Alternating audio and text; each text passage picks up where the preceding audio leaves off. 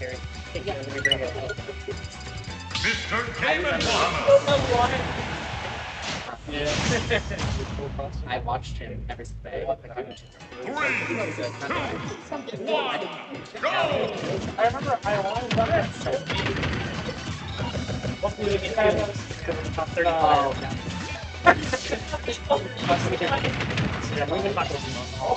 Wait, today? Yeah. Oh, I didn't know.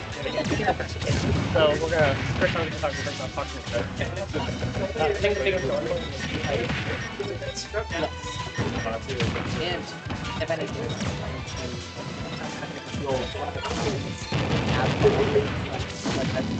you can go down, but it's not confirmed yet. Because I know Kevin was doing the cost of getting saved so you can lot of them.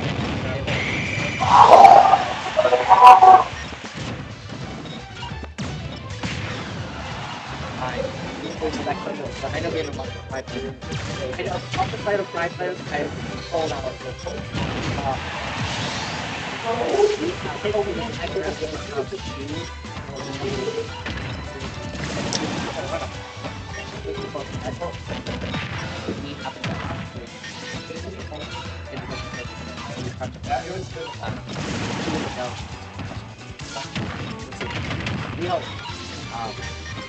But our company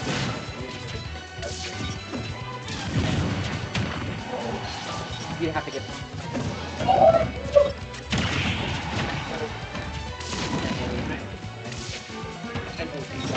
I had no one. Came out of nowhere. But the player was better.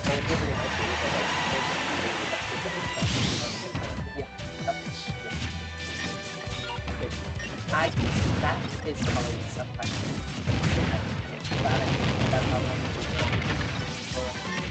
You know, what's the other freedom?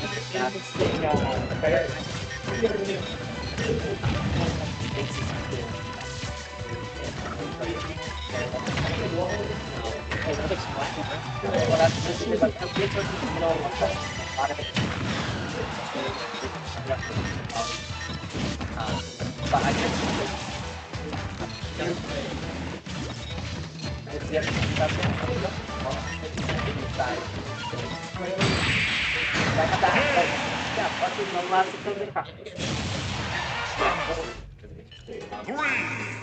I guess it's the right go!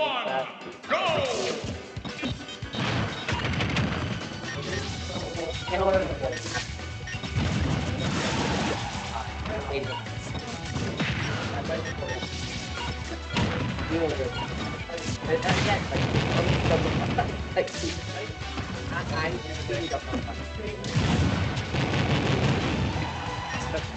it really is.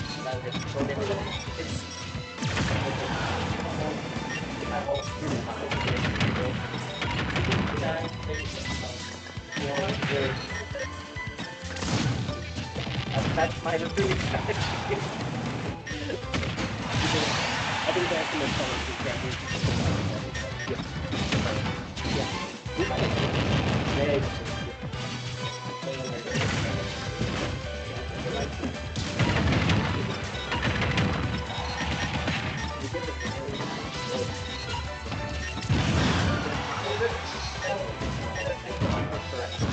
You got me one.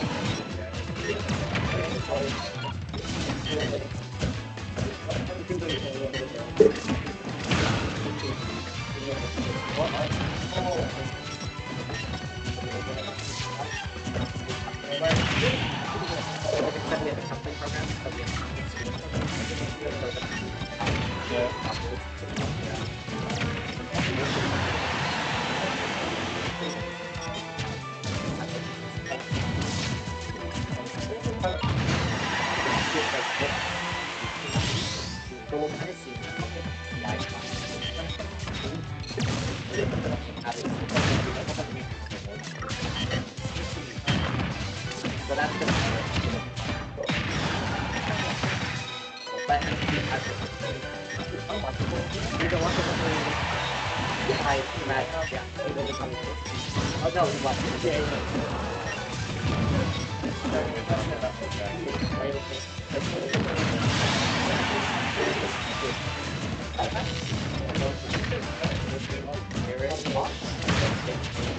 But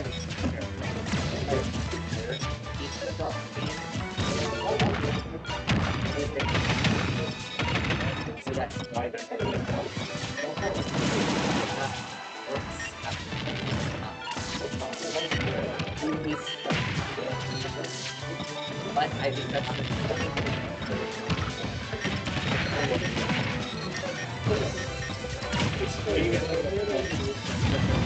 not so minus.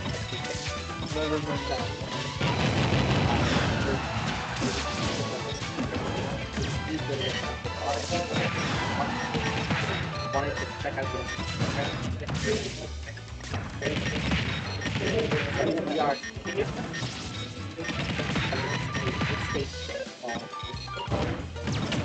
Yeah.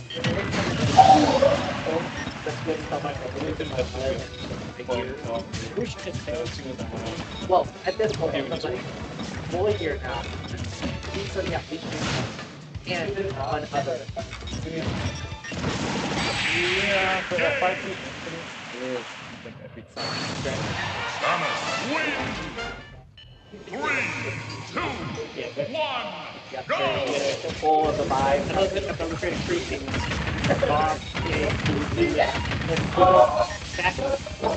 Back here, yeah.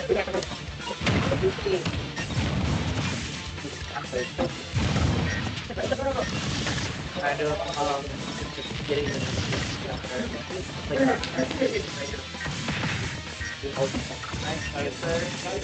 live life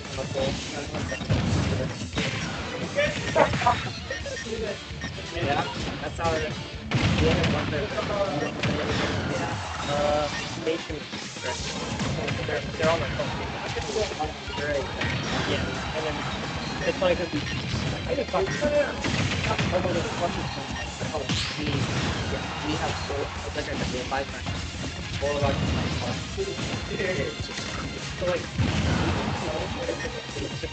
yeah, that's our plus 2.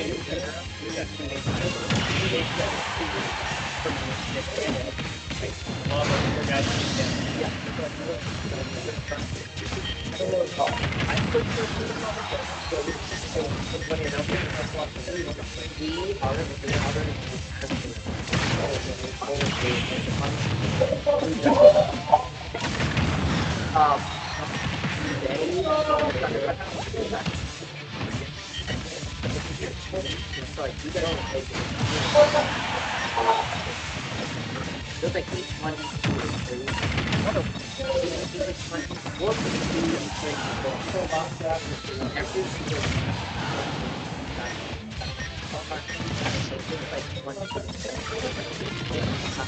they all have to you can only do one person. You can keep back the whole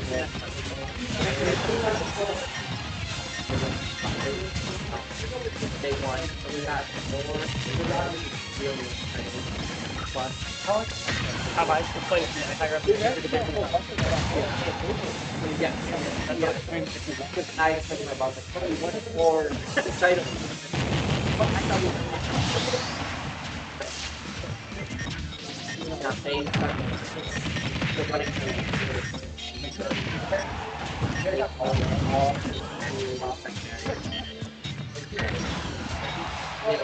we don't know more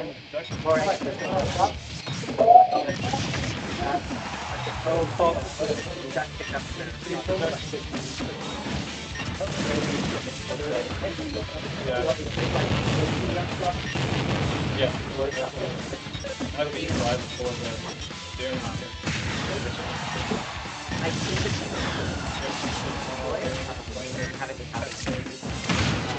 I also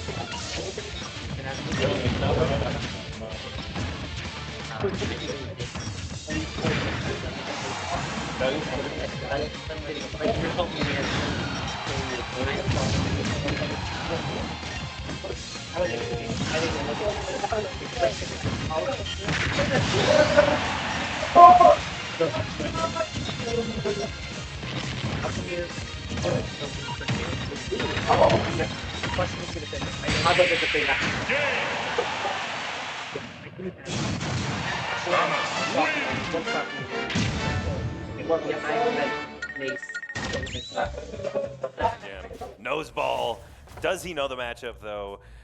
I do want, if I may for a second, I want to give a big shout out to the 2 Japanese players that made the trek all the way to our neck of the woods here as well. Also, Yara and Asimo both speak are very fluent. It's like they sell themselves short. Oh yeah, I'll be honest. Yeah, 100%. Very Yeah, cool. just Very all cool of them, all of the foreign players that showed up today and tomorrow.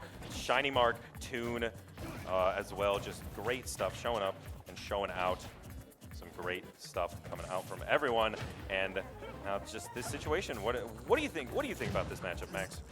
It's crazy because I haven't really watched the most of Yara's play, but from what I'm seeing so far is just kind of more of an aggressive Samus that right now is getting punished accordingly by PoisonJam with that Dragon Punch. But I'm also seeing some very unique conversions from Yara. Uh-oh, that is uncharacteristic. Oh no, PoisonJam reacting more than Yara on that one. Yeah, you gotta wonder, what is going on? I wonder, I hope it's not something like technical on like a controller issue or something. Yeah, that would be unfortunate if that were the case. But PoisonJam definitely going to take that and run with it. But this grab is going to put PoisonJam at 167%. And this is Kazuya, and that is going to be a great recognition from PoisonJam. A minute game for PoisonJam, bringing it to 1-0. If you would ask. But PoisonJam looking to repeat this. Looking to repeat game 1. Not going to get that down throw down smash, and Yara going to convert off of this up air, racking up the present, and just this scrap situation. Yara is not afraid to scrap against PoisonJam, against Kazuya, which is a rarity to see for Samus players. Notice which direction PoisonJam keeps rolling. He is trying to put the pedal to the metal and beat Yara before Yara knows what's happening. If for a second slows down and lets Yara settle, the set he feels like is probably going to be over. So that's why he's just going in and being extra Kazuya right now. And Yara starting to shake off a bit of the rust, starting to really get things going here. And already 45%. This is a night and day difference from game 1 to game 2. Yeah, this is.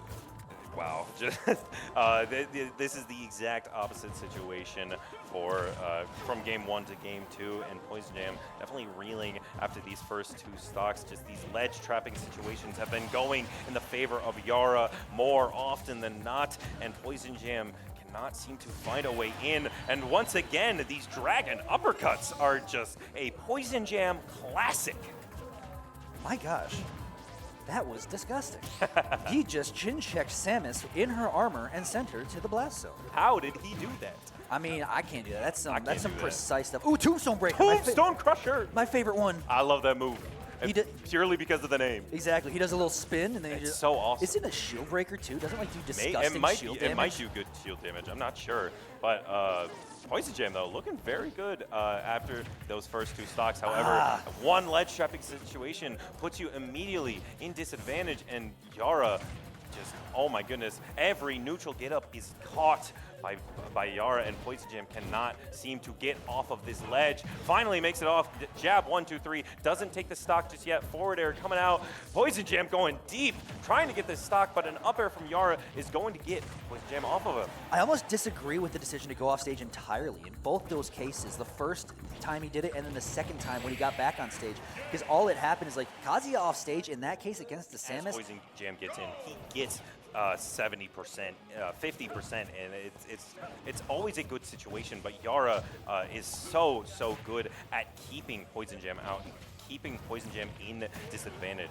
Just cannot get off of this ledge. Has been just the story of PoisonJam's life right now. Need to figure something out. Who finally manages to get out, gets a grab. Ferb's tech not going to land the crouch jab though, and that's going to be only 40% going to Yara. That's what I want to see more of. Even if it's not like using it as its intended purpose, reminding Yara and showing dash attack that like the reflector is going to be very, oh my gosh, bomb into forward smash. Yeah, nothing you can do there. But like I want to just, because all of game 1 or all of game 2, you just took plasma shot after plasma shot and didn't even show like double tap kick. Yeah. Now we're starting to see it a little bit more, and yet it hasn't reflected anything yet. Remembering that you have that option is really imperative, especially against a zoner like Samus. Yeah, oh my goodness, Again. Dragon Uppercut. vsPoisonJam has that move on lock, and it is a 100% hit rate so far, and 100% kill rate. vsPoisonJam is the biggest glazer of Dragon Uppercut, and I am here for it every day of the week. He is in love with that move because we've seen it. Like, if you yes. are hanging onto ledge too long, it will somehow catch you on ledge, and it just does it. But here we go, another aggressive roll in from vsPoisonJam. Gonna get another plasma shot here, another charge shot, sorry. Gets back here, and another roll and another charge shot. It's because he doesn't have an option. He doesn't have a way from... There's no ledge dashing, instant dash attack reflect. That's not a thing you can do in this game, and if he could, it would be his best option. Yeah, it would be a great option if vsPoisonJam, if Kazuya had that. Ooh, looking to rack up the percent, but no longer has Rage Drive. Gonna put Yara at 65-84. These down Bs doing great stuff for vsPoisonJam, but a neutral B on the ledge is gonna put Yara once again in the driver's seat. And vsPoisonJam is in a ledge trapping situation, cannot seem to find his way out. A forward air coming out. Down air though, sending Yara off stage. A little bit of a ledge trapping situation for himself. The down tilt cancel, not gonna lead into the Dragon Uppercut. Finally does not land that move, and Yara is back on ledge and gets down aired once again. The laser just barely not connecting, and vsPoisonJam cannot seem to find the second stock, but an up B out of shield is going to be even up the stocks for this game 3. I want to say be careful, because even with that recovery, that up B, giving Samus like verticality on recovery. Here we go, Ferp's tech, but you bet too much. You bet too much. But you have a second chance here. Is it going to come up black? That is going to be the game. Going to vsPoisonJam. Up 2-1 and gets a whole game with 0 cheese. Okay. So we've seen players really, and both of them overperforming their seeds massively that week. I think only 15 people played, but they were both like, I think 13 and 14. So these two are coming off some recent really high level wins and some high level opponents, but vsPoisonJam does not care because everybody knows the power of the Michigan mid-level. Everyone knows the power of Michigan mid-level. The top level of any game cannot comprehend Michigan at their middlest, and it is a scary situation as Yara is down once again in this game 4, excuse me. Rage Drive putting pressure on Yara, and vsPoisonJam is throwing these kill options left and right, wanting to take this stock 80%, but Yara playing consistent games, Zaire into Zaire, 117%, and vsPoisonJam is at the bane of his existence on the ledge. It is the power of the mid-best, Midwest, mid-best. The more mid we are, the more powerful we become. And right now, I mean, we're talking middle seeds here versus top seed, but that is a neutral error from Yara. Take the first stock off vsPoisonJam. You see Yara having to dig deep here, really having to lock in. Already looking for some aggressive options there, but your up smash was turned around, and that up B is not enough to finish. 130%. Yara keeps living to these ludicrous percents, I would say, against Kazuya especially, but that's not going to take it. My for real? goodness, 152%, ludicrous percent once again against Kazuya Mishima, of all characters, the character that known for taking stocks at ludicrous percents. What did that DI have to look like on that, what was that, not Rage Drive, sorry, the choke slam, I'm going to call it right there. But up B underneath platform will do it. 2 stocks apiece, so there, I mean, 75%, 1 neutral win from Kazuya. Oh, but that's a tough one. Your shield went pop, but does Yara have it? Oh no, Wow. Yara doesn't have the punish. He was just in the wrong place and couldn't get set up on platform. But still damage on the board, still damage built. Looking for a dash attack here. There's another charge shot. Enough to sort of stall him up there. Looking for a nair finish. It still has Rage Drive up B, not enough. Dash attack still landing. On platform gets a little bit more, and falling nair is enough that time to bring us to vsPoisonJam's, excuse me, last stock. Yeah, vsPoisonJam looking a lot less confident in this game 4, as Yara looking a lot more comfortable just playing against Kazuya here.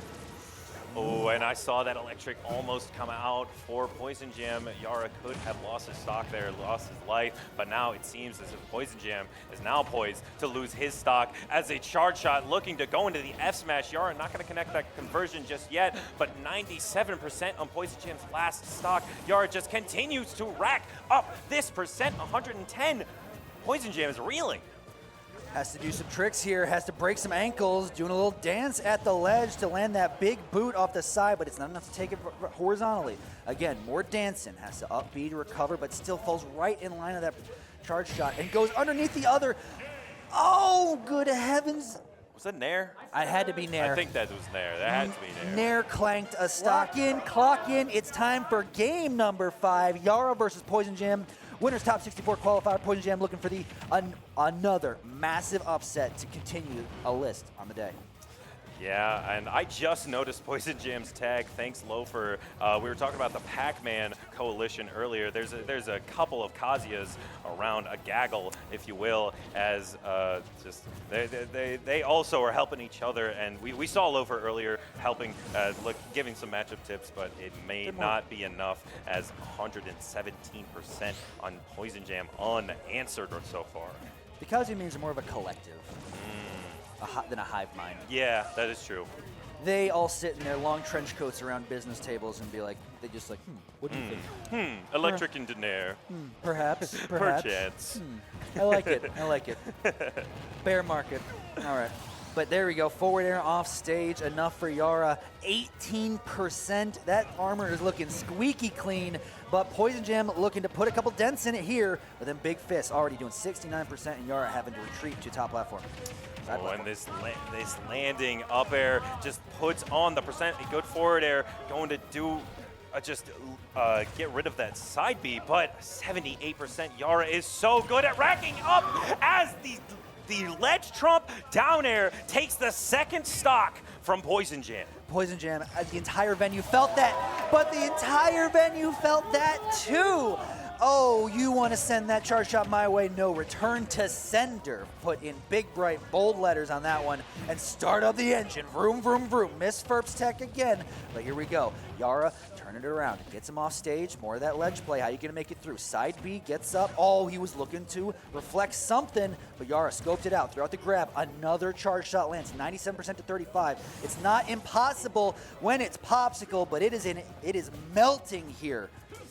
Kazuya Mishima is one of the characters that could do this, but Yara is the picture of perfection right now as they just continue to play incredibly well. Down tilt up air, racking up the percent though, 123 on Yara's second stock. vsPoisonJam looking for something big. Oh, but a good reflect, racking up the percent even more, 142. Once again, Yara just continues to live so long right now. I didn't want to say too much, but yeah, he had to find an option out of ledge. Here you go. You pay for the whole seat. You only need the edge off stage. Does Yara have it in him, or is vsPoisonJam simply built different? Charge shot from ledge, 162, still living. Does he have to make it? He's going to make it back. These carpet bombs are landing aplenty. Gets up into another charge shot, and that is it for our hometown hero. Give it up for vsPoisonJam, taking Yara to his limit.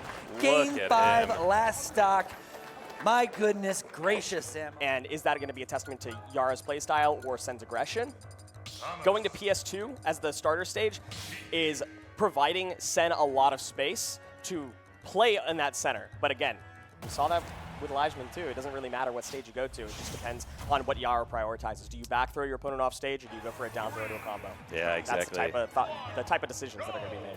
Yeah, those are the tough decisions you have to make, and yeah, we're going to be seeing a lot of aggressive approaching options from Senn, and another strong point for Samus is her great get off me tools.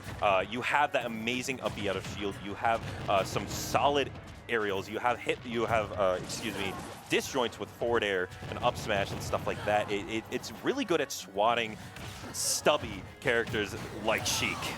And there's the ledge options you were talking about, immediately reading out Senn's jump, picking an aggressive option, and Senn does not have much percentage to show for it. Yara continuing to rack up even more. Senn swats his way back to center a little bit. But we saw the glimmers of hope. At the start of this game, we saw Senn playing in that burst range, putting pressure on Yara's shield, where if he doesn't parry it, that up B out of shield can be very easily punished. But the thing is, finding your way into that burst range is the most difficult part. Yara using Zair to its full effect, but massive combo. Puts Yara off stage so deep, but can't edgeguard Samus right there, unfortunately. Great recovery. An amazing air dodge coming out from Yara to avoid that up B hitbox. Senn, though, applying the pressure very well here after losing his first stock, but just the damage that Samus racks up over time is never, ever what you want to see if you are a fan of Sheik or a fan of Senn, because just that is where Sheik struggles. That is why not many people play Sheik. These trades never go in the favor of Sheik because you're doing 2% with each move. Yeah, so you can see that Yara feels a little bit more comfortable, like going for aerial reversal options whenever he's in disadvantage. And I think that that speaks to what you said, is like even if you trade with Sheik's option, the knockback isn't high enough from Sheik for you to not recover faster, and the damage is going to be better for Samus as well. But if she can find some guaranteed combo options set up into an edge guard, this is doable. Good ledge trump, but unfortunately couldn't find the back air to send Yara all the way packing. Senn on the last stock, deep off stage. Here's those ledge options. And now we're back at ledge. Senn needs to find a way off, and Yara, though, up an entire 2 stocks, is playing with his food right now, is looking for jab 1 mix-ups, looking for just something to take this stock, as he's been doing so with efficiency, but some great stalling off stage from Senn to finally take the first stock off of Yara. So interesting. Center stage goes to Sheik. Ledge goes to Samus, but off stage goes to Sheik again. So it's just so weird because you have to be too careful about getting reversaled at the ledge to where you're hanging, or you have to place it on stage immediately. And it's very, very difficult to stay in that burst range. Yara is playing the dashback game professionally. Yeah, but it's maybe a little too late, excuse me, as you are at 101% as Sheik against 2 entire Samus stocks. Samus, a heavier character, is not going to be dying at these early percents that you need if you want to come back, and Sheik is not one to rack up damage quickly. It is a death by 1,000 cuts, though those 1,000 cuts do come in quick succession. Looking for a bouncing fish, not going to find it though, and Yara sends him off stage once again. Ooh, narrowly gets the 2-friend back to the ledge, but waiting out the up smash, and Yara calmly drops through the platform, back airs to 2 stock, game 1. I actually, yeah. No, no, talk to me, because if there's a reason, I'd like to hear it. I mean, both of these characters have good ladder combos. Both of them have that pretty much the same up air actually. But the utility that Senn gets from this stage, I feel, could be good. You are not approaching horizontally against Samus, which Samus has great horizontal neutral options. Obviously has great get off me tools vertically, but yeah, these combo extensions are also in the favor of Senn, I would say. All right, I'll give it up. You explained it right, and it showed up on our screen too. Senn finding so much value on the ladder combos, forcing Yara to recover to the ledge, and oh my god, the down air stuffs out Yara's recovery. Senn's found the condition. And the condition has been met. Great stuff from Senn. Also, Sean, my reading comprehension is going away already, but ooh, that grab just barely missing from Senn. Might be a little unfortunate. Now Yara across the stage is looking for something. A great jab mix-up on that shield. That people talk about how bad Samus jab is, but boy, do Samus players love that move. Because it sets up into a weird mix-up situation. Yeah, it doesn't confirm guaranteed into jab 1, but you can force your opponent to roll, you can force them to maintain shield, and you can go for a grab afterwards. It's like one of those options where you think it's bad, but it actually kind of provides Samus with an interesting option. Mm-hmm. It allows Samus to play a semi-boxing game. You have a decent jab to deal with a lot of stuff, and as you said, it forces some weird options. It forces some situations that go in the favor of Samus. Oh, okay, the tech chase option. Not quite getting it, but able to chase afterwards. Getting the throw into the back air off stage. Nair to maintain the edge guard.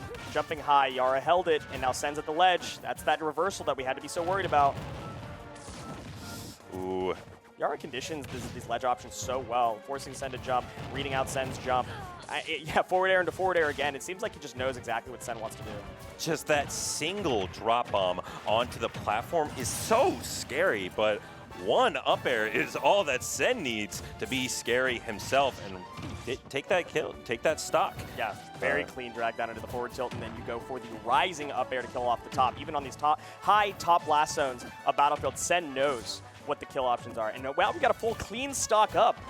We really do. Senn, maybe making my co-caster eat his words a little. This Battlefield pick is doing numbers for Senn right now. These platform setups have actually been really well. Yara forced to pick options that a character with as fast a frame data as Sheik just really has a great time dealing with. Yeah, it's fake safety, right? It doesn't actually provide you the safety that you normally see from side platforms and a top platform because Senn can chase so well onto them and continue combos with them. So Yara's not even using them anymore, trying to play onto the bottom of the stage and just play like we were playing on small Battlefield.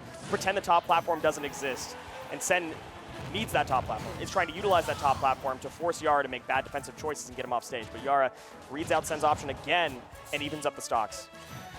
Just standing there waiting for Senn to pick an option. As you said, Ledge goes to Samus, and Ledge once again goes to Samus, but Sutton makes it back from the depths of hell and has to get something going here. Yara looking for an incredible cheese option, but Senn lives off of the hair's breadth. Deep edge guard here, looking for the back air, is able to find it with the first hit of the up B, and Senn takes game 2. Run it back. Incredible game from Senn, and we are going to small Battlefield this time. Yara, not a fan of that top blast zone, or excuse me, top platform. Bringing us back to, bringing us to Senn, or my goodness, bringing us to small Battlefield, and those side platforms still can do a lot for this Sheik gameplay, and but it just gives less extensions for combos. Yeah, but what it does provide is that Yara does not have any sort of top platform to play with. Not that Yara ever willingly went to that top platform, but you can play frame trapping a little bit better, which is something that she can do. Even though Samus's aerial drift is so good, but if you can get your opponent off stage, that's all you need. I like that you didn't give up ledge by going for something too aggressive and you stayed towards center, though. That's the type of discipline Senn needs to stay ahead. My goodness, Senn is parrying. You saw that in the camera. Senn reacting, dying to back air at 70%. That sour spot is absolutely disgusting. Great stuff from Yara, but Senn, I was about to say Senn doing a great job at parrying a lot of Yara's options, a lot of these landing nairs, a lot of these landing forward airs, and Senn reading a lot of these aggressive landings from Yara. There we go. This is the win condition, but I like that, going for the Zair. It's playing around the ledge just enough that Senn gets comfortable getting off stage, and then Zairing because you get faster recovery than she can ever hope for. And then you start your ledge pressure again. Yara baiting out Senn off stage and then reversaling the fortune quickly.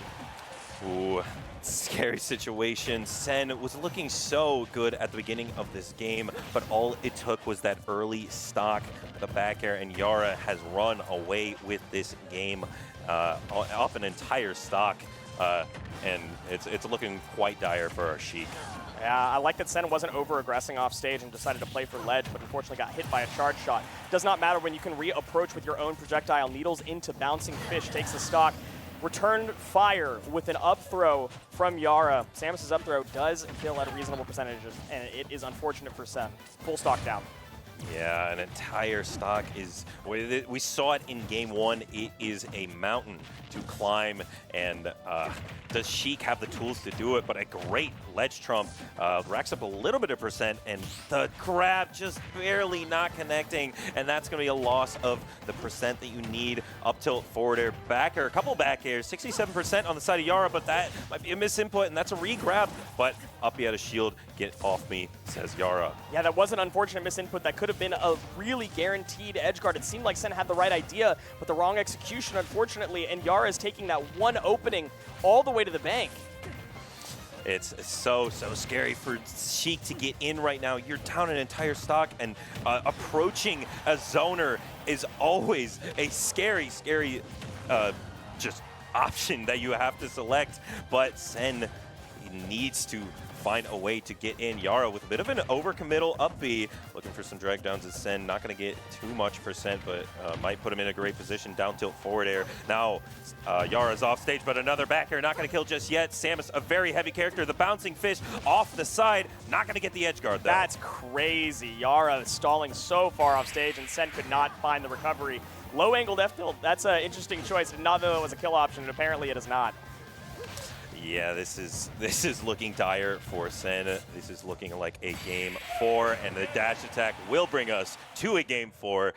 Yara up 2-1. Really might be. Oh, but they are not banned. We are going to Hollow Bastion, and we are seeing that fake safety that you were talking about. Just this center platform might provide for SeNN more than it provides for Yara. A couple F tilts and a couple forward airs is providing a lot of damage right now. A good position for SeNN. And here's the theory, right? You don't go to a center platform stage against a zoner or somebody with projectiles because they can camp under the center platform.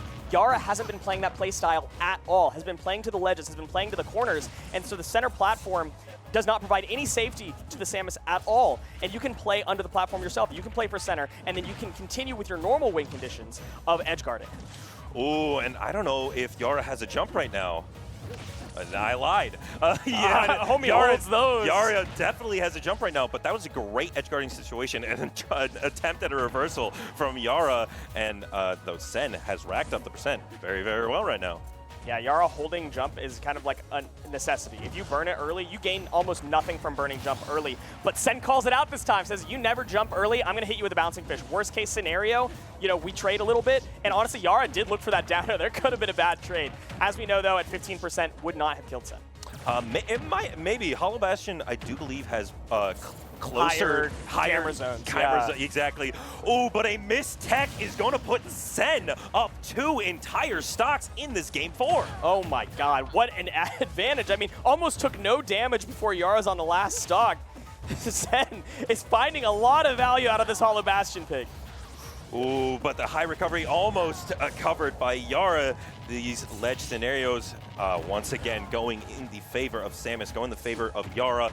Forward tilt, though, finds a way in. A missed grab is going to be a lot of percent for SeNN. These edge guard situations have been so amazing for Sheik. It's just been racking up the percent and putting on pressure of Yara, making him have to make these difficult decisions. And it might be rattling him a little bit. That's a couple of missed techs in a row. Spot dodge into a B is going to get him out of danger from a moment.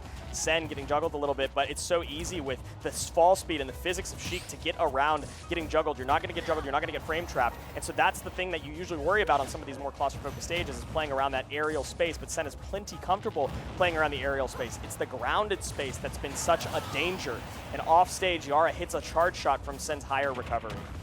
Unfortunate catch from SeNN, but just these short bouncing fishes have been doing so well at putting the pressure on Yara, and SeNN's offstage is absolutely incredible. He is great at stalling at the same rate that Samus is, and putting the pressure on, making Yara have to pick whether to go low or high.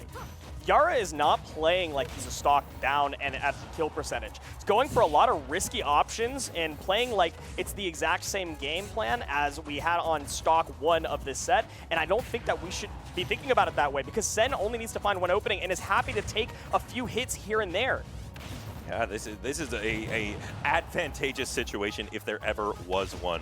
And however, we are at ledge. Ooh, but a great double jump off of ledge is going to put SeNN back in center stage, and we are back in neutral after a couple of charge shots.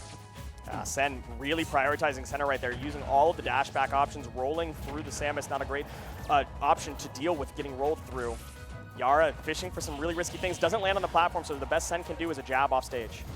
And now the rolls are a little bit reversed. A ledge trapping situation. Up throw is going to kill at 110%. So now we are in even stock territory, and we've seen Yara go for some early kills. And Max Rage could be the kills, or the way to get them, I would say. Yeah, SeNN wants this edge guard so badly, but knows that after the low recovery, you can't get hit by that up air. You don't want to get reversaled, and deciding to play ledge trapping a little bit more instead. I respect that. Going for the ledge trump, though, missing that puts you in a really rough position. So scary, 190%. Samus is so heavy against a character like Sheik who can't find these kills in these scrap, in these spaghetti situations. So Yara, recognizing this, is playing, as you said, not like he has 194%. He's playing like he's ready to win the game. Yeah, but SeNN is playing almost too patiently, right? Waiting out options and not going for anything too risky. Now Yara is controlling the entire pace of the game. Off stage, that's a dangerous position. Burned up a little bit early, but still able to get back to stage. The down air into the back air, is that going to take it? And it does! Yara wins 3-1 in an incredible reverse 3-stock at 200%. Yara was at... This is like your average like mid-season episode of like Grey's Anatomy or something. It's just like really like... We're talking brutal storylines. Yeah. Nothing's going and right now. high-octane drama as well. And I imagine that's going to be the same for this set as well. You can't even hold on to your headset. You're so excited. Yeah, right? Brimming with excitement as my headset flies down on the table below me. But we're going to set up. Hopefully these two can hold their nerves a bit better than I can. A nice drag down from MuteAce right away. 62%. Jeez Louise. Oh, forget what I was saying. I mean, MuteAce was now wasting no time on the recon mission, just straight right? into the action. Yeah, he said, screw open heart surgery. I'm just going to bludgeon. Yeah. I'm going to hammer away at it. See if I can figure this out. You know what I mean? Yeah. Didn't he have a chance to put the frying pan on the stove? It was just right into the fire immediately. Yes. Yes, 131% so quickly. And I do think that's kind of the way that MuteAce has to play this matchup. You have to stay close. You can't give Samus time to set things up, to take space. You have to be in that space the whole time. Finding these kills is going to be tough, though. Samus is thick. Extremely, yeah. Back air not going to do it, sending the opposite side. Ooh. Oh, the air dodge. Misjudged the distance from the ledge a little bit. MuteAce doesn't even need to worry about getting that stock. You just get to sit pretty with your 47% on your first one. Yeah, it's not what you like to see on the side of Yara. Just a unforced error there as the air dodge doesn't go the right way. MuteAce still putting on that pressure, looking to lap in percentages. And right now, we're just seeing a pressure diff from MuteAce. Yara's having a hard time stuffing out the approaches. Wait a minute. As I say that, the jab mix-ups. Chasing to the right side, hanging out at ledge. Putting the pressure on MuteAce now. Yara definitely found a few openings. Gotten a little bit of damage here on MuteAce, but MuteAce has not slowed down at all.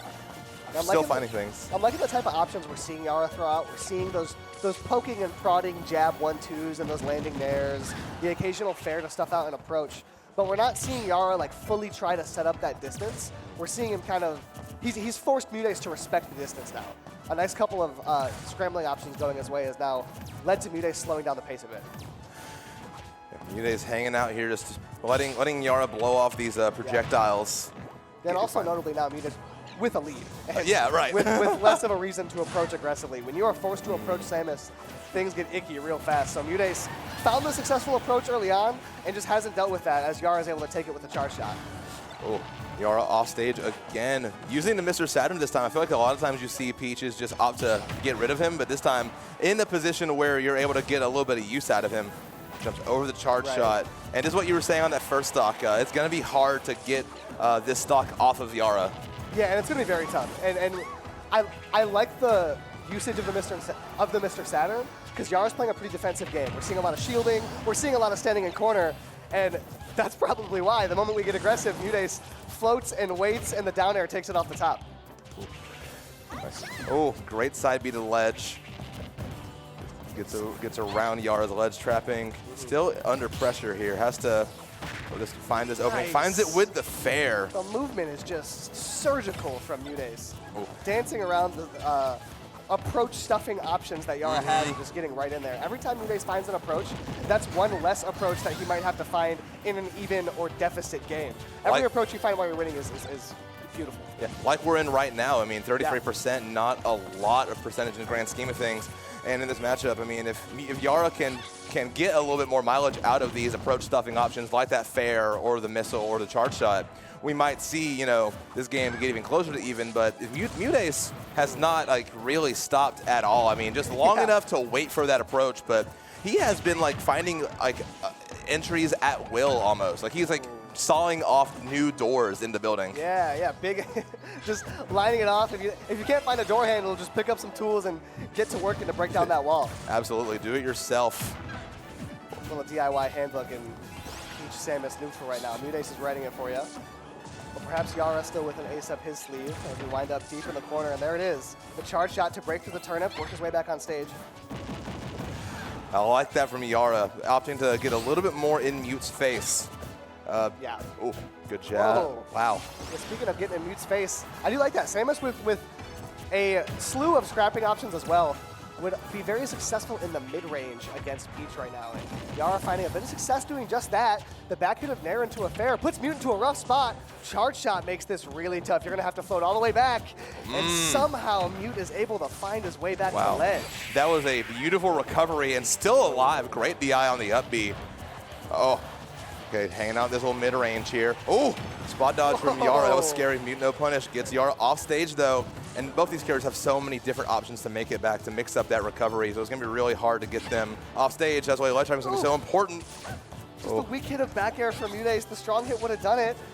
MuteAce, known for these last hit situations and playing it safe, as there's 300% total on screen in the corner against Yara. So patient is MuteAce. Wow, and a great dash attack to get out of that burst range.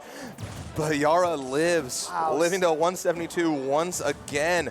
Oh, keep the approach ambiguous, but he runs right into the down tilt, and Yara wins a nail-biter game one. Yeah, just fake kill screens back and forth. Decided, okay, I have to press the win the game button and see if it works. And that time it did, and now he's up a game, and I imagine it's going to be a pretty stressful set the rest of the way now. Yeah, Yara got the spot dodge out, and I feel like MuteAce was caught in a spot where he didn't really fully know if he wanted to commit to punishing it. It looked like he was almost waiting for Yara's option after the spot dodge, looking for maybe a dash back or some sort of aggressive move, but Yara just planted his feet and down tilted. I like it. Sometimes you have to sometimes you just have to make a move that's going to either win you or lose you the game. You have to try to win it at some point. Yeah, I said whichever way it goes, the game is ending now. Yeah, right, exactly. I want to change stages. Yeah, exactly. I'm sick of this one. Yeah, absolutely. Yeah, More music. Man, that's one of those moves I can't believe it covers where it does. It is ridiculous. From behind. Yeah, it's just so large, I guess, the hitbox is, and we're seeing a different story at the start of this game one now. Yara up big against MuteAce. We're starting to see a little bit of the matchup difficulty here. Yeah, and Yara right now doing a much better job than he did in game one, just kind of setting up that mid-range and making it tough for Peach to scrap. Really riding the momentum off that first game. And MuteAce found success approaching so much early in game one. The success just hasn't been there. Okay, goes with the aggressive offstage option. MuteAce quick to send him right back off with a back air. Finding a little bit more damage. Again, it's going to be tough to get that kill. We saw the struggles a little bit last game. So it's going to come down to some of these ledge interactions, I feel like. But with a character like Samus, that's going to make it even more difficult because that recovery can be really ambiguous. Wow. MuteAce just teched that down air? Are we serious? So silly. So ready for that. Working out of the scramble situation and finding advantage because of it. Now, at 69%, MuteAce doesn't want to take any more hits, and the back air is going to be the thing to do it. These are two of the scariest edge pressuring characters in the game. How do you get out of a corner against these two? Charge shot. Yeah, right. that's you have charge shot, and I guess if you're MuteAce, you just kind of pray. Yeah, right. You just got to be better. Yeah. It's got to be some sort of smart, patient option, taking things very slow. We'll see what the answer to that question is this time. As it's always just a very slight mix-up in the vertical distance from Yara, as MuteAce right there was able to just barely float over the grab, and still, even with winning a hit, wasn't able to get out of the corner in the long run. Yeah. There it is, though. There we go. Yeah, that's huge. That's huge. Dash attack off stage once again. Oh, again, MuteAce's been really good at stuffing these aggressive get back onto stage decisions that Yara's making, and it's going to cost him his life that time. Now MuteAce has a lead. Then it was a lot of the aggressive options at a disadvantage were doing the trick for Yara in game one and really at the beginning of this game as well. And MuteAce has done a better job so far stuffing those out, being a bit more patient and racking up the damage and response. And now MuteAce with a bit of a lead and extending it even further. This is an accordion lead by now. It extends even further. Absolutely, yeah, and it sounds really nice too. Yeah, yeah, it does. Oh, but Yara said, "I don't like polka. Turn it off. we're gonna put on some different tunes, and we're gonna take the stock off of MuteAce." Oh, yeah, I'm done with that. Yeah, absolutely. I'm done with that. Yeah, change the station. Yeah, station's definitely been changed, just as the stage position's been changed. Yara, again, finding that center stage, just backing up, playing patient. It's so hard for MuteAce to get back. landing up air is great into a fair, a lot more damage. MuteAce just side B to get out of the corner. Even if you're hitting me, at least I don't have my back to a wall. And MuteAce is able to march forward, not quite take the stock though. Whoa! Oh my gosh, just a little off on that hitbox. That really easily could have been MuteAce's life after that up air didn't kill Yara off the top. And it's gonna be the same situation as the last game now, Drew. Yeah, and MuteAce just barely missing the timing on that fastball. And these two just can't give us an easy one by now. We're 2 games in and every time it's super last hit. And the missed up B doesn't get punished. Yara lives to fight another day. The up throw gets it done comfortably. Yeah. So big. MuteAce wasn't able to get up there and find the punish, and Yara immediately lands with that grab. Stitch, and it's gone. Yeah, right? Just as soon as it showed up, the Stitch was... It's a cameo appearance, you know? Yeah, right? So I'm here. Yeah. You gotta imagine... That's big for MuteAce to not get that on the side of Yara. That could be a lot of damage in a really big early swing. MuteAce not able to find the big swing, but does find a lot of damage right away, 84%. MuteAce in another good spot, and you know, all of these sets have just been inches away from, or all these games rather, have been inches away from going in the favor of MuteAce. You just gotta close out the one to get yourself momentum. Yeah, absolutely. Momentum is going to be huge in this set, and right now MuteAce, despite losing that game, feels like all the momentum is still in his favor. Nice. That back air is gonna kill, and that's a really strong start for Mute. Yeah, weak nair into a back air. The recognition on the side of MuteAce. When MuteAce talks about how difficult the conversions are with this Peach character, he is not kidding. Difficult champion. Extremely difficult champion, but rewarding. Yes. It's similar a little bit to what we saw in that last set with Ryu, just like the output that you get from one good neutral win. Yeah, It's ridiculous. Exactly, but the thought process that has to go into each one. You get the first hit, and as Ryu, once you get the first hit, you've kind of done the job. You get the big hits there, but once Peach gets that first hit, you still have a puzzle to solve. Yeah, absolutely. A lot of DI follow-ups. You have to like figure out, okay, am I gonna float here? Am I gonna stall? Am I gonna fast fall? It's very difficult. Yeah, am I getting the strong or weak hits? Am I down throwing or forward throwing the turnip? It's always so precise. But Yara, the neutral is just as precise as we're able to get MuteAce off stage, trying to find a landing. But again, it's these fast fall out of float timings. Whether or not MuteAce is landing them dictates whether or not he wins the game. It's are we getting the timing right? And right there, MuteAce did not. That's right.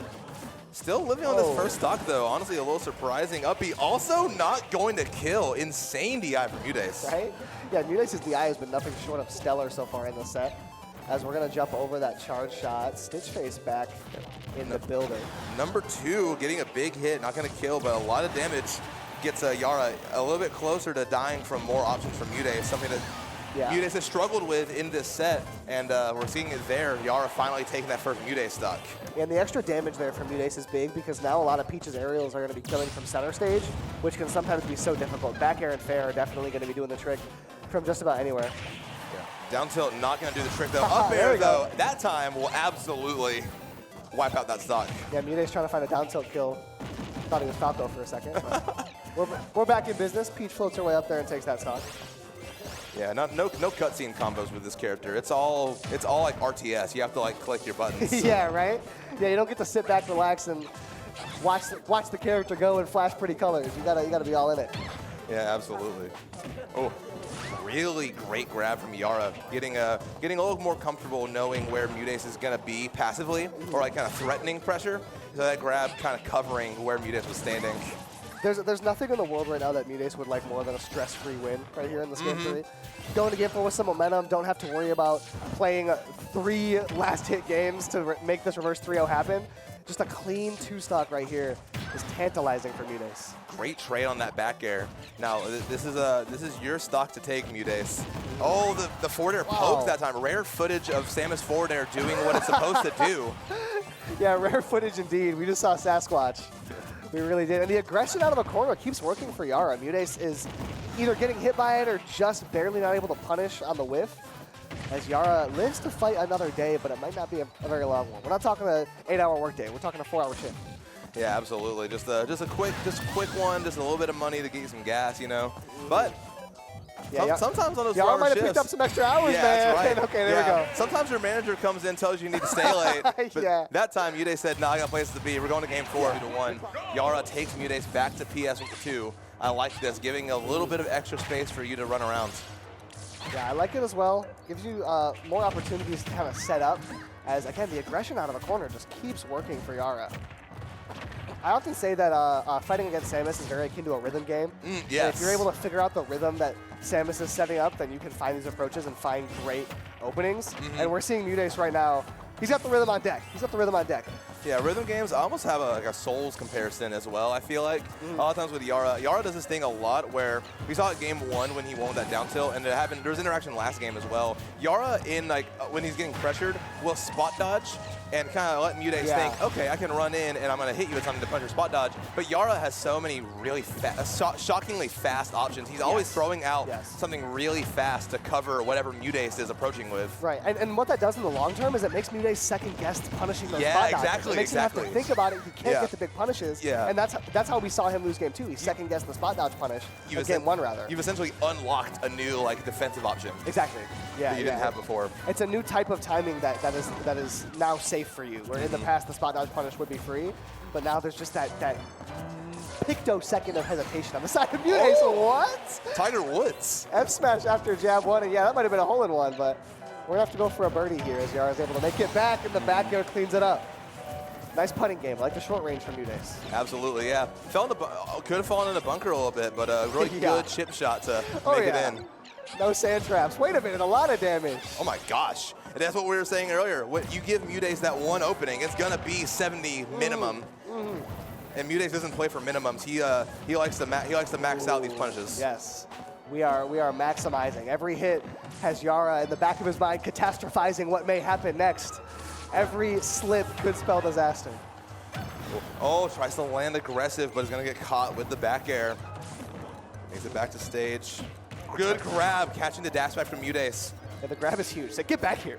Where are you going, son? Yeah. You're pressuring me? Yeah. You're pressuring me? Yeah. I don't think so. MuteAce still in the corner. Yara holding on to this. Whoa. The fair, big time misguided as MuteAce is able to kind of set feet, kind of put pressure on this platform, and they're not going to take the stock. Samus is so heavy by that.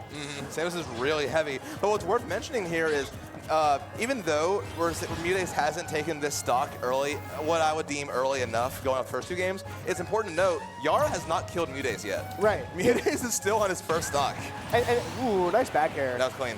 And MuteAce, one of those players that is so good at playing evasive. Sometimes it really doesn't matter if you build up max rage, because hit me. Yeah, right. Doesn't matter. Right. Doesn't matter. And now back at 0%, MuteAce kind of has options to go for those riskier combo starting options. That could have been a big one. Yara's got to be counting his lucky stars. And MuteAce immediately shoots that star out the sky. Big damage. Drop the combo, but Yara was not out of the woods at all. Still not, honestly, in the deep tree line, fighting his way out, swinging the fair. Oh, wow, charge shot through the turnip. I like it. There we go. Finally taking that MuteAce stock, but already at 110%. Yeah, Yara's still in the woods. Doesn't quite have an axe yet. You know, he's rocking a little bone saw. He's got to try and he has like a big rock he's hitting the trees with. Yeah, we're talking level 1 Minecraft stuff. That's what we're rocking with. Get up attack works out there from MuteAce. We're just going to eat that charge shot. Breakfast, lunch, and dinner. MuteAce was hungry for it. Now this corner pressure could be it. I like this for MuteAce. The back air, just no kill screen, no nothing. MuteAce takes us to game 5. That time opting to go aggressive, and it works out for him because now we've evened up the set count. It's 2-2. We got a game 5 on our hands. We sure have. And really, despite this being a game 5 set now, MuteAce has so far been coming out on top on average, right? Because we've had games 1 and 2 were so close, and then games 3 and 4 were pretty dominant in favor of MuteAce. So MuteAce really appears to be in the driver's seat right now. Definitely, yeah. The onus is now on Yara, I feel like, to get back into those situations where, it's going to be close, more than likely, but you're going to have to be the clutch player. But you have to get MuteAce in that position, and the last 2 games, he just hasn't done that. And what we saw so well in those first 2 games was Yara was able to win a couple scraps and force MuteAce to respect the space. And ever since then, Yara hasn't gotten a chance to mix up that tempo, right? We've just had to scrap, and Yara hasn't been able to set up that weird kind of mid-range timing that he gets so much mileage off of. We're seeing it now, though. Hello. There we go, yeah. I like the catches from MuteAce trying to land aggressive on Yara. Yep. But good up B again. MuteAce just has never heard of the ledge today. Yeah, right. Is opting to land right on top of Yara or like really close to him, and Yara has been taking full advantage of that. Well, that last one was interesting because he had quite a bit of time to throw out the back air. Not exactly sure what he was waiting for, but he finds a back air anyways.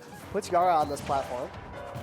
Ooh. Goes for a really aggressive up smash. Like I said earlier, trying to he's changing the timing on the landing that time. Yara again just kind of heat checking your landing options, but not working out for him.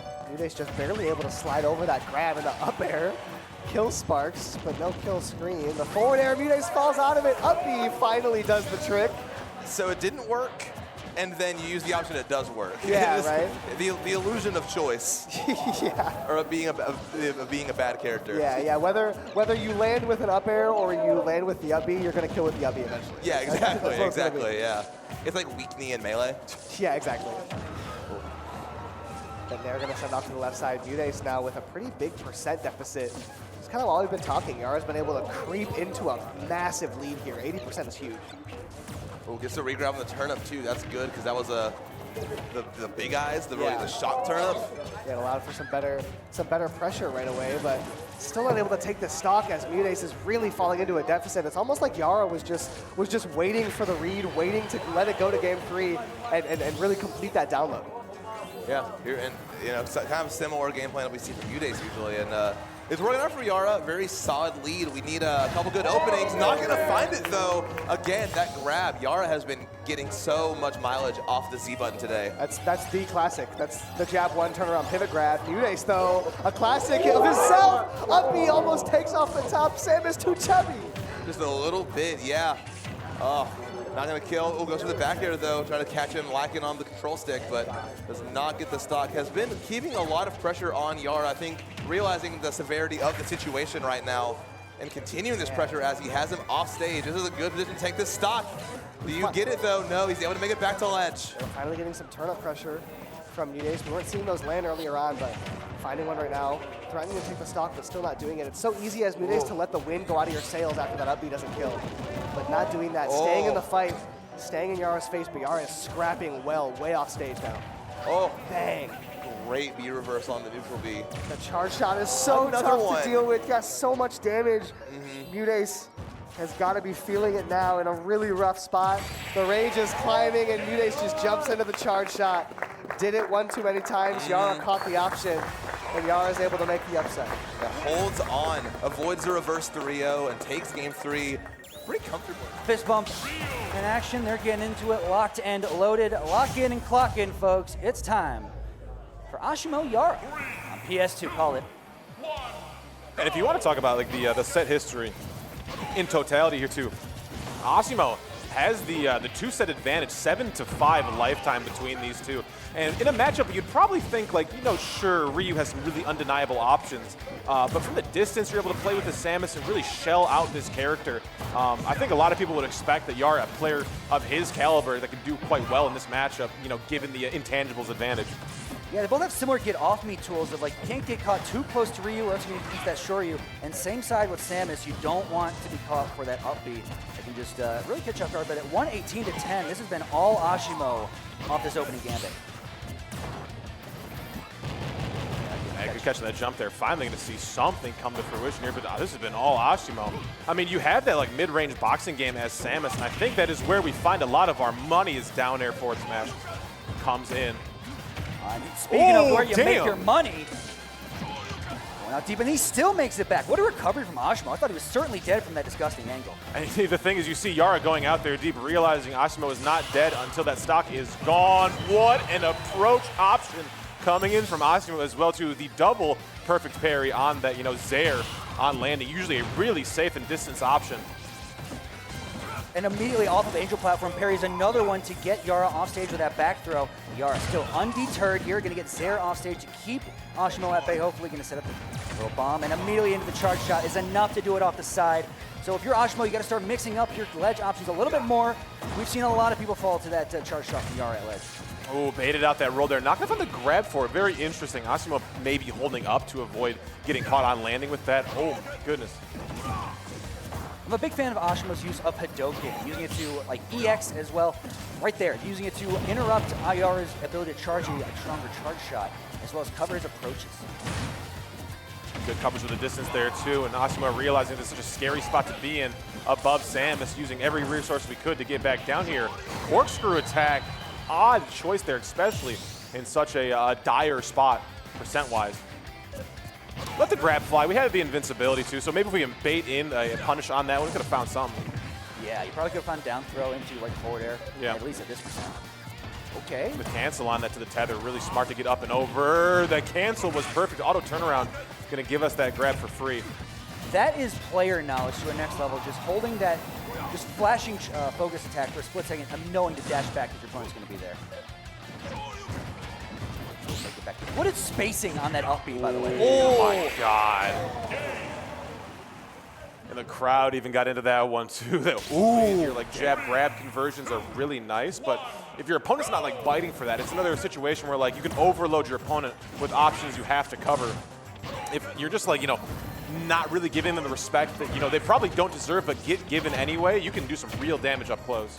And I love Yara's, he takes every opportunity to charge dodge, charge neutral beam. Even when Ashimo's right at his back, he's jumping over and getting that little extra percent. Because he knows, like, if it's got to land, every percent counts. Right. Especially at this point in the bracket. Get up the ledge, here we go. Goes for down smash immediately into Hadouken.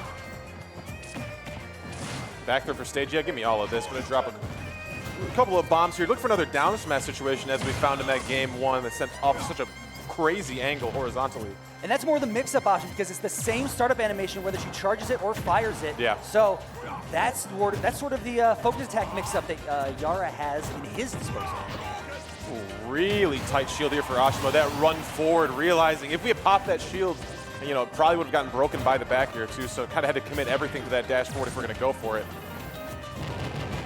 We don't want to overcommit this far into bracket. Making the most of it here, setting up at ledge, and Asimo continues to find himself at disadvantage at this ledge, trying to find a way up. Makes it time and time again, as we're going to see that confirm happen, but not take a stock off the top. Ooh, I love the short hop over there too. Cross up with Nair is really good because you get that right hitbox hit on both sides. Ooh, mistimed option coming in from Yara at the ledge. Not something we see too often at all. Making the most of Zaire there, but it's not enough to keep Asimo at bay. A little down B at ledge, not enough either. He's still going to find a way in, roll through, and take back center stage control. 111 to 105. Yara still holding the stock lead, but Asimo still undeterred and fighting back with every inch. Yeah, I think the biggest, like, you know, game plan shift that we're seeing in this one, the mid-range is being used a whole lot more. Oh, the mix-up on the landing, of course, was huge, but Nair is the main thing. Any approach that has been put up by Asimo has been stuffed out completely by that move. Night and day difference here from Yara for this game. Got a 3-stock to 1 lead, and already looking for Asimo land these EX Hados off stage. Just build any extra percent you can. Oh my goodness, the empty land back over was so nice as well. Didn't lead to anything, but that's what I love about Yara. There are so many very minute things as the down smash takes that Yara does in the game plan that doesn't really show up in a percentage or a knockback way, but it is so sick to see. No, it's like that utility. It's somebody that does the intangibles. It's the intangibles of any kind of neutral interaction. Able to keep your opponent guessing on whatever you have at your disposal, from animation startups to these extended combos we're seeing off the top here from a couple up airs finished with an up B. Yeah, I think two players that, like, you know, if you strip away the characters and their abilities, two players that play in, like, you know, their slight dash back, dash forward range. They really want to bait in their opponent with a, you know, a threatening movement forward and backward. From a Shoto to a zoner, yet they still play like two sides of the same coin script. Sure. Jump over very smart, yeah.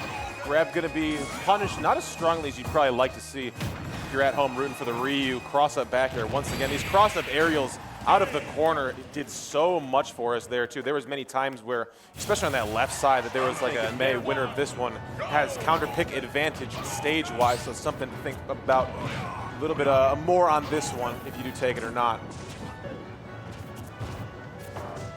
Monoplat here too. I'm interested to see how this can potentially, you know, work with like these aerial combos. We haven't really seen it from Asimo all too much, but the, you know, the upbees, the up air uppie stuff coming in from Yara could be really nice, especially converting from ledge to the center of the stage. That platform sets up perfectly for something off ledge to like go really high off the top. As well as for some extended combos to really pressure your opponent with a aggressive landing on it too. Sure. Yara can definitely shark underneath it, and right now really keeping the pressure on Asimo at ledge here, forcing him to recover in many different ways. Wow. Oh, turnaround grab, gets it. You think you've escaped the ledge, but you have only just begun. Here we go, forward here That's from what ledge. I love, dude. I love that. Just the charge canceling back and forth with the B reverses and the wave bounces, just to bait out the smallest thing that we can take Yard. And Yara once again looking so keen in this game 3. All he needs is that one little opening from mistimed get up. Finds home. Here we go. From Asimo immediately. Wow. Heavy. Damn, from deep with the Hadouken. That's crazy. We are letting this pressure fly. You can't land. Can't make it back to ledge. Have to use Zair. Okay. Oh, trying It's a every regrab. trick in your Oh, book. no, it's not, I guess. Oh, yeah, you got hit by something. That'll work. Run him down with a little Tatsu action. Able to take that first stock off Yara. And now we got ourselves a set from... We certainly got ourselves a set here, Script. Yeah, no, that Tatsu really only burst off and you had to take the kill, especially that higher percent. I'm with it. And hot off the presses, though, immediately after taking that stock, 69% added on. Very few Samuses use up close and personal charge shot quite like Yara. Really knows when to let it loose up close. Able to catch you off guard. Right now charging off stage, putting on pressure, showing you have to respect Nair that deep off stage. Yeah, and just never pulling the trigger a moment early. This is unbelievable ledge work from Yar. So many different options have come through to take stocks. You've seen back air, you've seen charge shot, and then that stock take right there was super unique. He knows you don't fire your killing blow until they see the whites out of their eyes. Truly. He certainly is Oh deadly my God. with it. Weak hit on downer. That could have been devious had we found strong hit.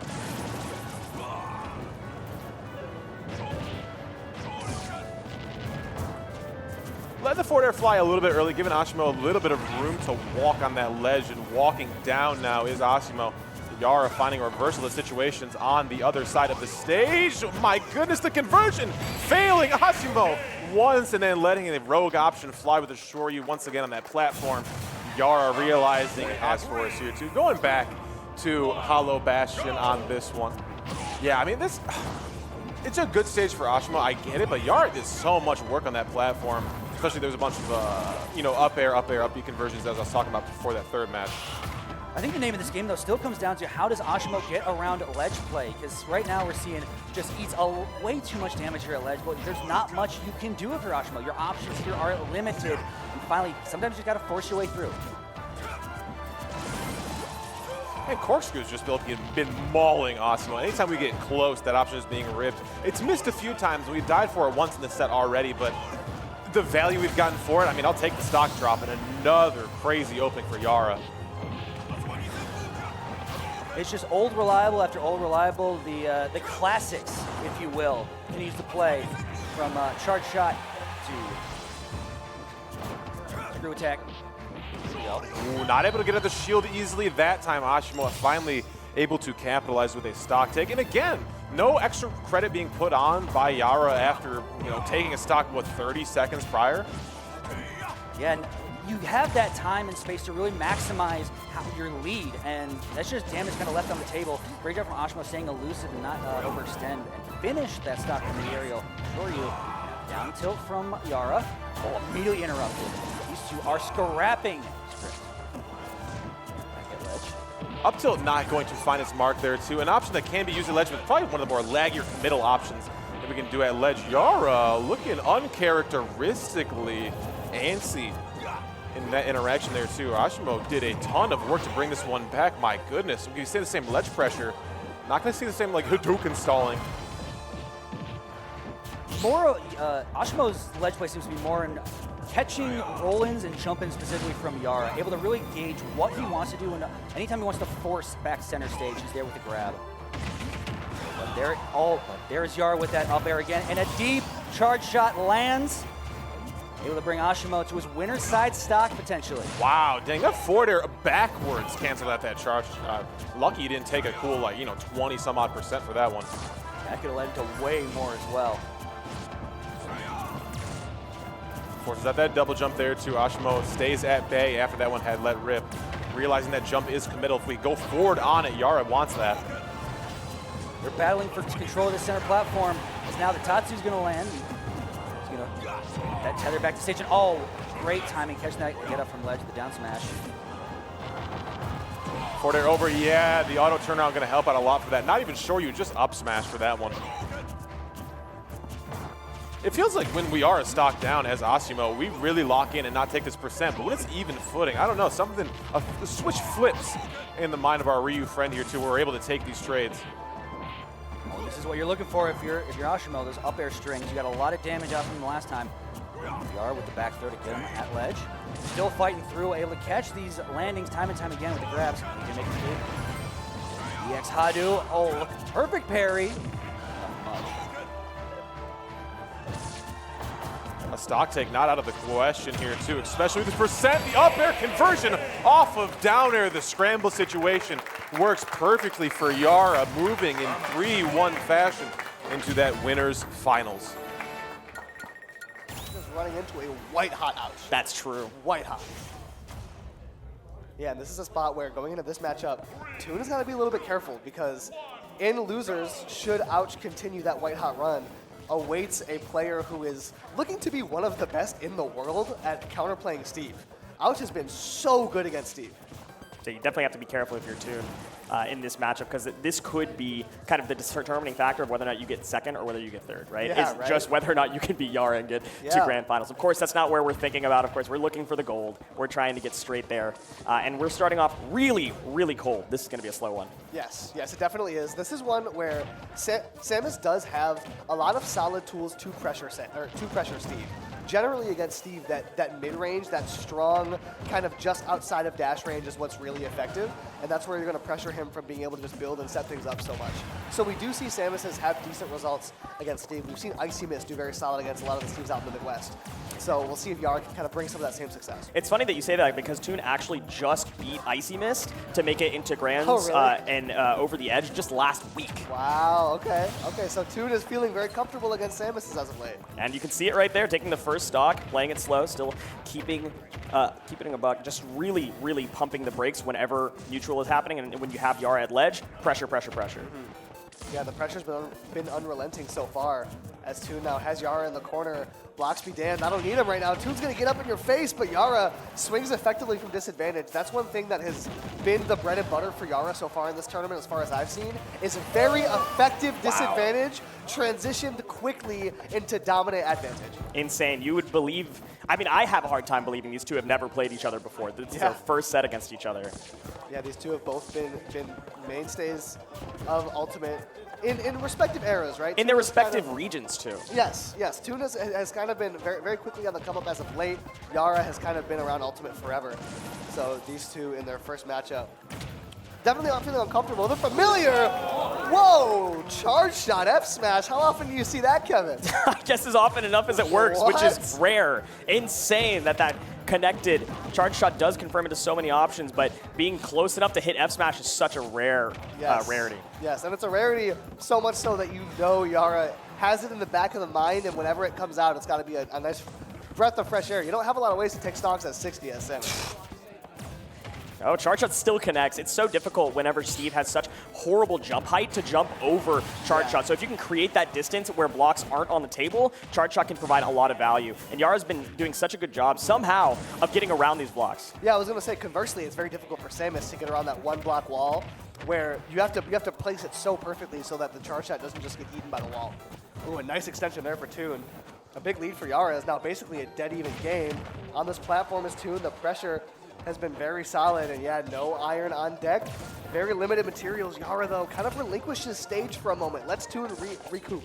We ran out of pickaxe, and you need that kill power whenever you are at this last stock, last hit situation. Yeah. So we pulled out the gold pickaxe. We still have the diamond axe available, but the gold pickaxe should provide just enough kill power to take out Samus. However, we don't have any iron on deck, and an SD is how we're going to lose game one. Back to small battlefield. No reason to fix what isn't broken. Yeah. And Steve going to PS2, likely banned in this situation. Yeah, that would make sense. That makes sense. You don't want to give up a lot of iron, and we saw situations like in that last game is a big reason why PS2 is going to get banned, is because we don't see Steve being able to be dominant at the end of these games with all the iron on deck. Bang.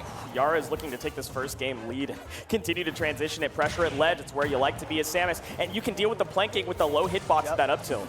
That's what I was mentioning earlier. Samus has so many options to to put on pressure down there. You're not as safe as you can sometimes be. Neither are you safe in the air. That air dodge gets caught by Yara. Called out in cold blood. Right? Yara not holding on to the lead for long. We got some up tilt, no combos, up smash returns the favor. Ooh, good spot dodge there from Toon. Aware that the only option after the dash back is that pivot grab. So just spot dodging on reaction. That's great stuff from Toon, and that's big damage for Yara. It's going to be an F tilt. Yara's extensions off this charge shot. That's cute. That, like, speaking of, Ajima, that looks like a Shakunetsu tech chase where you just send a charge shot and it covers every tech option, Right. except it hurts harder. It hurts a lot harder, and you get big follow-ups on it. It's the craziest stuff. Okay, breaking the walls. Yeah. Yeah, I like charge shot there just to destroy blocks and put Toon up against the wall there. Yeah, create that pressure. Even if it's not the best tool for breaking blocks, it's good to sometimes let rip to keep Toon uncomfortable. Look at the mix there from Yara. The jab one, you think it's going to be a grab, turn around, you think it's going to be a charge shot. It's not. Everything you think, I've already thought. F-tilt almost taking the stock, and again, no mats on the side of Toon. No mats, no resources at all. We can't even create but just one block on the return, and so Toon has no mix-up and disadvantage. Yara closes it cleanly. Yara is playing some textbook constrictive gameplay. There is not a safe spot on the map for Toon. Gets right behind the wall, and Toon says, okay, I'm going to hold that one, toss you off stage, get through this wall now. The roll does come through, red out, but Toon gets return fired. That up B out of shield is so difficult to deal with. Dang, speaking of difficult to deal with, that charge shot is everywhere right now for Yara. Toon hasn't been able to find the blockades on it that we sometimes see. A lot of the time, whoa! Just neutral get up into the F smash, doesn't connect. Toon reacting on camera because the read was right, but the timing was wrong. Yeah. Full stock down. Yara off stage. Toon has quite a bit to make up for with, again, very few mats to his name, but just the last little bit of the iron. Ooh, little back air connects, not quite gonna do it. Yara, after losing that stock to something that he's gotta feel a little silly for, coming in, staying cool, the confidence, charge shot, just chasing down options. I saw the back air. I saw it. Me too. I did not see him pull the trigger though. No connection off of it, stuck at ledge. That down tilt threatening to end it yet again. I love when Yara just pulls that out. No mats available, and Toon is choosing not to mine, right? We don't have any pickaxe available, and you were able to just barely pull out the diamond even with no pickaxe available. Whoa. No way you're getting to your crafting table. Yara dashes straight through it. Going to small battlefield again, just continuing to run it back. Yara feeling comfortable. Toon not thinking that a mix-up is going to assist the gameplay in any way. And like you said, Toon is a very patient player, so you want to go to a stage where patience is rewarded. And small battlefield is probably what is left after the bans in terms of stages where you can play neutral. Yeah, that's a tough spot for Toon because, especially in that first game, you don't feel like the stage is the issue. You lose the stock off stage early on. And ever since then, it's just been Yara dominance! Bomb into a down air. This Yara guy knows a thing or two. Let's clip that one. Oh my God. Yeah, James, write that one down. Yeah, oh my God. What an explosive start. Yara just finds every tech read into a final confirm, spiking off the edge and making a statement. Toon not giving up so easily, swatting back, but you got a mind, bro. Yeah, right. And it's one of those things where it's easy as Yara right now to get too much dip on your chin, right? You don't want to let the sauce consume you at this moment. You just had a great start. Don't get overzealous. Play your game. Stay consistent. Swatting out with the back here, just playing that slow game. Got to get diamond out, please. It's stock 2. I need at least one diamond before I can start to make some stuff happen. Yeah, right. Yara not letting it go, though. Yeah, Yara trying to press the issue, but at this point to less and less success as the game goes on. And that's exactly why. Toon's got a big zone. Do not step into it, Yara. Still staying alive, 135%. We know that Samus is heavy. Dark Samus just as heavy. But look at that pressure above the platform to make Toon uncomfortable. So he backs up, sends the empowered minecart through. Yara's first stock goes down. One thing I'm loving about Toon is his ability to find the perfect timing on these minecarts. A lot of the times we see them use almost as like a Captain Falcon would use a Raptor boost. We see it to just cut through a neutral and just like take a stock with being a confirm for Raptor boost or just straight up off the minecart like Steve does. Yeah, Toon has been placing these side Bs very well. Yeah, as long as you don't trade with an empowered charge shot, you can trade with many other options, but not with a well-placed back air hitting just above the minecart and clotheslining Steve. Yeah, that is phenomenal spacing on Yara. That back air alone does not beat that minecart. You have to put it right on Steve's brain. Oh, wait a minute. What an F-tilt. Starting ledge pressure right now. Neutral get up was covered, but again, just not quite timed just right. Toon swatting his way back to center. Yara saying, don't pull out that minecart, think twice. I love these landing up airs. They're such a good way for Yara to cover platform space, but also get an extension. Nice opening for Toon, but just gets the DI wrong. And now in a rough spot with nothing in the inventory. Not a single thing. Not a single thing. If you get that DI right, you have time to mine, you have time to get your resources back, you can continue making a comeback. Special stuff. A lot of people falling out very early, but these two have been able to stand the test of time, stand the trials and tribulations. We have Yara, we have Toon, we have grand finals here at What's the Daily Smash Advice. And one thing all of these Steve opponents have in common, especially when playing against Toon, in the top 8, that some that did not make it to the top 8 have in common, they're not going to PS2. That's all I'm saying. They surely are not. They surely are not. That becomes more and more of a consistent counterplay method as we get further and further into brackets. People aren't going to let Steve get the options that he wants. Oh, wow, the down smash on the TNT just creates such a big explosion, it's almost impossible to deal with. Zaire gets Yara back to stage, neutral get up into the up B. Safe option to return favor and to get back to the center. Just waiting behind these blocks, Yara opting for a bit more patience than we've seen. We saw Yara go pretty aggro earlier in that set against Toon. Kind of forced the issue a bit. Waiting to do that right now, eventually rolling in. The issue does get forced, but Toon comes out on top of it.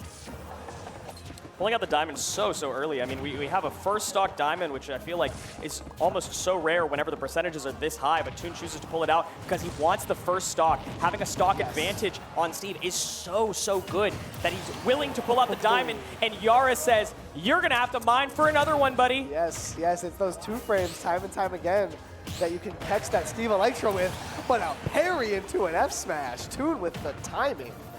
Pulling out the gold, mine faster, combo harder, better frame data on the tilt attacks. You want to get up close and personal with Yara. Shine brighter, Kevin. Toon comes through with consistency. The deficit right here is present, but as you said, combo harder, the damage gets put on.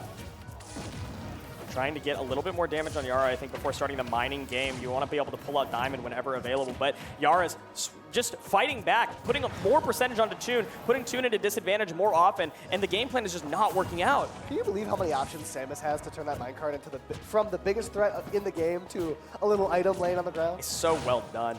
So many options. The Zaire does it, the charge shot does it, the back air does it. And that charge shot finds the mark, takes the stock off the right side. And here's one thing that Yara again did, and I think Samus has more capability of doing than a lot of the other characters that have played against Toon, is that Toon loses so many stocks with no iron in the bank. You have to Elytra back to ledge, and then you have to deal with ledge pressure from Samus, which is the worst place to be against Samus. Right. How does Yara find all of that pressure so consistently? Yeah, and Toon loses the levels of recovery that can be so difficult to deal with. You lose the blocks, you lose the side B, and you're left with a serviceable up B, right? And that's when the top player ability to call out minimal telegraphed options becomes so strong as the block almost saves Yara, but still enough strength on that to take the stock. Yeah, rebound after rebound, bounces off the walls, off the top blast zone. Toon's gonna continue to rack up this damage. Again with the gold, it puts on so much. It deals so well with Samus's up close and personal pressure. But again, no diamond means that Yara's in prime position to do what Yara did in stock 2, which is take the stock before you have a chance to pull out your kill pressure. Yeah, when the diamonds aren't shining and the only thing shining is the lights on that stage, that's when Toon finds himself with his back against the wall. Up till back air doesn't connect. Charge shot is becoming more and more difficult for Toon to deal with as Yara just finds such good... Look at the precision just over that second block. It's very well placed, but eventually you find yourself with your feet stuck like glue on that platform in the up smash. Right at this point, it's all about supporting the friends. It's about the homies making the run and making it all the way as we go here to game 3 of our grand final. Okay, this is interesting. Toon leaves Smashville open because Yara and Samus in general plays around this kind of movement-based play style, and with the top platform interrupting a lot of that movement and it being a smaller stage, it's very difficult for Samus to get a lot of that mix of capability. So Toon says, fine, let's scrap. Let's make it close quarters the entire time. Yeah, let's box. Let's box. Interesting to see how this plays out. The jab doesn't connect. Up till back here does the job though for Toon. Got up B to put on some more damage. Yeah, now Toon gonna have to fight from this corner. I like it for Yara, that Yara's kind of able to set up onto this platform. You have a lot of real estate to deal with, a bit more creative approach options. Yara says, Toon, how are you gonna pull out a new pickaxe with no room on the stage? And Toon says, I'll win an interaction. How about that? Right? I'll just slap you off the stage. I don't need room on the stage if you're over there by the blast zone. But a down air into up air connects for Yara. The TNT tick timer goes off. Eventually, it puts Yara up against the wall, but Toon literally up against the wall. Toon's shielding for such a long time, waiting for all of Yara's choices, and waits out successfully. Pulls out the diamond on this first stock, says, you know what, I like the kill power, and I can get another diamond pretty quick on this stage, and that is what is in the back pocket. Willing to go for the kill power early in favor of potentially losing out on max resource potential. But Yara says, none of that. Yeah, persistence there from Yara. A few options in a row that narrowly whiff, and eventually finding his mark nonetheless. Tries to land with an up air. Love that option from Yara. He throws it out so well, so consistently. Combos off of it. Covers with it. It's the landing there right there is going to be what puts Toon in the corner this time. As, yeah, just the minecart. I mentioned earlier how steady Toon is at just like sizing up your neutral and just minecarting through it. That's really kind of you to say, because what I saw is Yara doing a lot of movement and Toon saying, you know what, I think I have an option that deals with all of the short hop B reversing. Yeah, right? You're doing all this shenanigans in my face. I have something that's going to cover that. I got you. I got you. Now 100% on Toon. Look at this. Make the remnants of a comeback, and jabs off stage into a fair could have been just that. But Yara wise to it. Samus a bit floatier than Wolf. We're not going to see the same type of extension that we saw earlier. The crafting table, Kevin. Insane, the hitbox extension from the crafting table lets it linger just long enough. Toon goes down a clean stock, and Yara wants to make Toon regret leaving this wood stage open. We got all this damage, but I got gold. I got my money up. Yara, or Toon rather, putting on these hits. Yeah, Yara's just going to wait on that one. So take some of this gold, and Yara said, you ain't ouch. Yeah, right? I don't want to mess with it. Played patient from the corner. I like that nair on shield.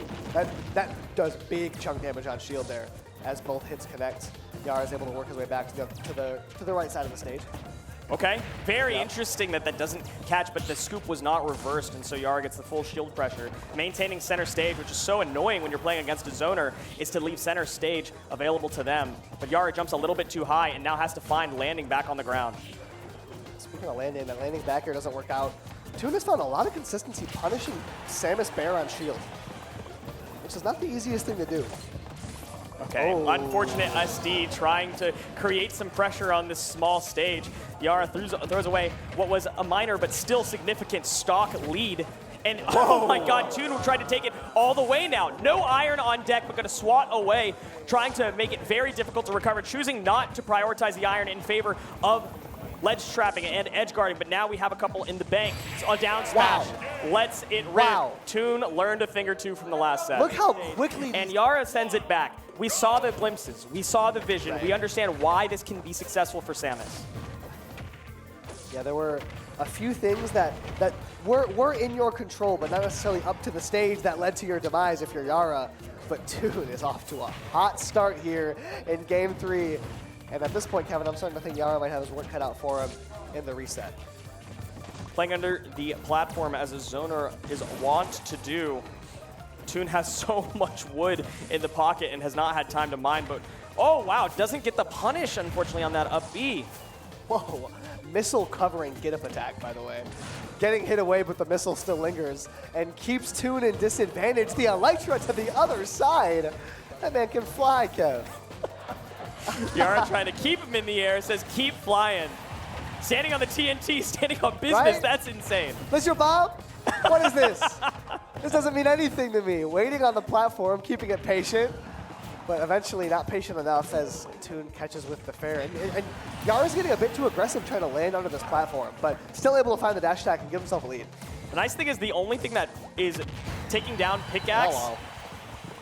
I was going to say it's forward air and back air because you mine with the axe, but again, another option that doesn't really require the tools that Steve pulls out. Toon is finding so much value in just these smash attacks that are guaranteed no matter what stage or what resources you have. Right.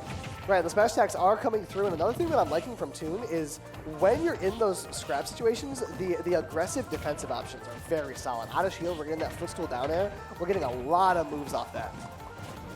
Oh, wow. I say it again because it really is just swatting Yara out of the air. Yara trying to get back to ledge pressure, does not want to get ledge pressured, wants to give ledge pressure, sending Toon super far off. We have one more steel or one more iron in the bank. We use it to stall off stage. So close to a charge shot connecting. Yara opting to stay safe from an anvil and not chase. F smash connects, and all of this is, there was a moment a while ago where it looked like Toon had a read on Yara. He didn't let it rip. And again, I mentioned earlier how quickly Toon capitalized Yara has done the same here to give himself a lead. Incredible coverage with the up smash because the bomb drop is going to force an option off of ledge, and if you choose to jump or if you choose to roll, it will catch you, but getting hit by the bomb drop also confirmed. Toon turning it right back around. Plenty of iron in the back pocket. You had so much time while Yara was floating in the air in hit stun. Yep. So many resources this time. Yeah, and so much time while Yara was off stage waiting, just kind of computing what the best option to get through is, but there was a miscalculation. There was a bug in the algorithm somewhere. It didn't work out for him. Down throw Nair puts on damage. Spot down just pulled and awesome. That's great. Yeah, that's so cool. Right? It only beats empowered minecart too. If you don't do empowered and he like lets it go, Yeah. that's such a bad spot to be in. Yeah, like that is a high-risk, minimal reward option, but it works out for Yara. And here we're seeing why the reward was so minimal. Still stuck in the corner, bounced off the backboard, but not out of bounds. We remain within the confines of the blast zone, Kevin. God, it's so much work that you have to make up for trying to F-smash through the blocks, giving up some pressure, but that's the last of the iron. And what did we say about Yara and taking Toon's stock with no iron available? You can't pressure with the anvil, but you can still forward air and back air pressure. Yara jumps, unfortunately, into that and gives the opportunity for Toon to get more resources. On that missed elytra, I think so many people in this building saw a Samus down air.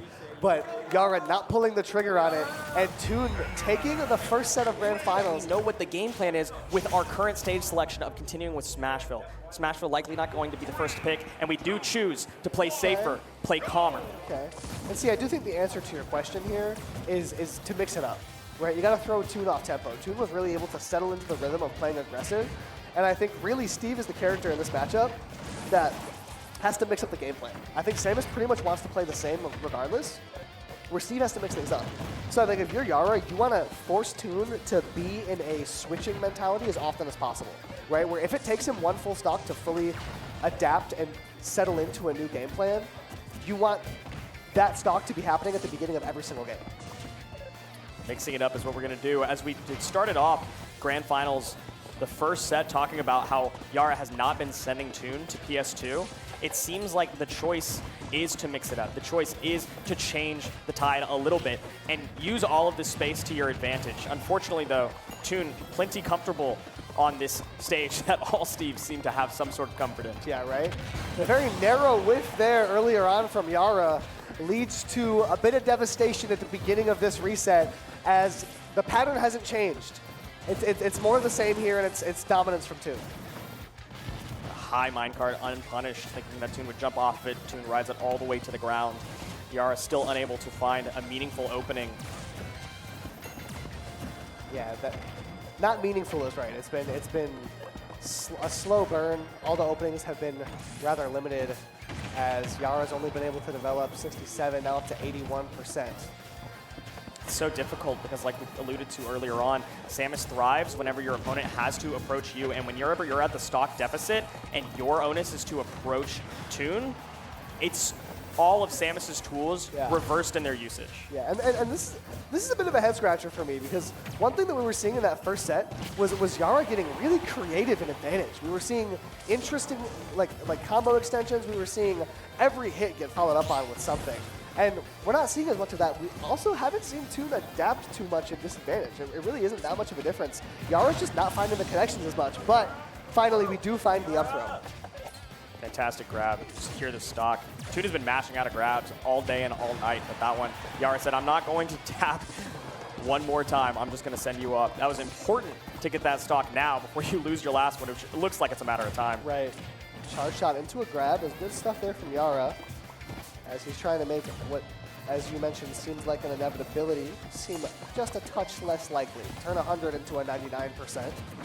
As the pressure on this block continues to get put on, and we're seeing Toon right now opt for more aggressive options out of the corner than he has all tournament. And he's feeling confident. He's feeling good against Yara, and I would too as well. Yara letting that up B rip so often. It is helpful when Toon lands on your shield, but Toon is mixing up when you're landing on Yara's shield as well, which is so interesting whenever the aerial speed and the jump height is just not so good from Steve. The fact that you're able to mix up when you're landing on Samus's shield just shows that Toon has an understanding of how to approach.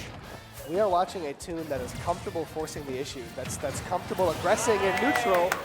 Yara's able to knock him off his pedestal just a little bit, but isn't enough to take the game. 76%, better position than stock 2 started at.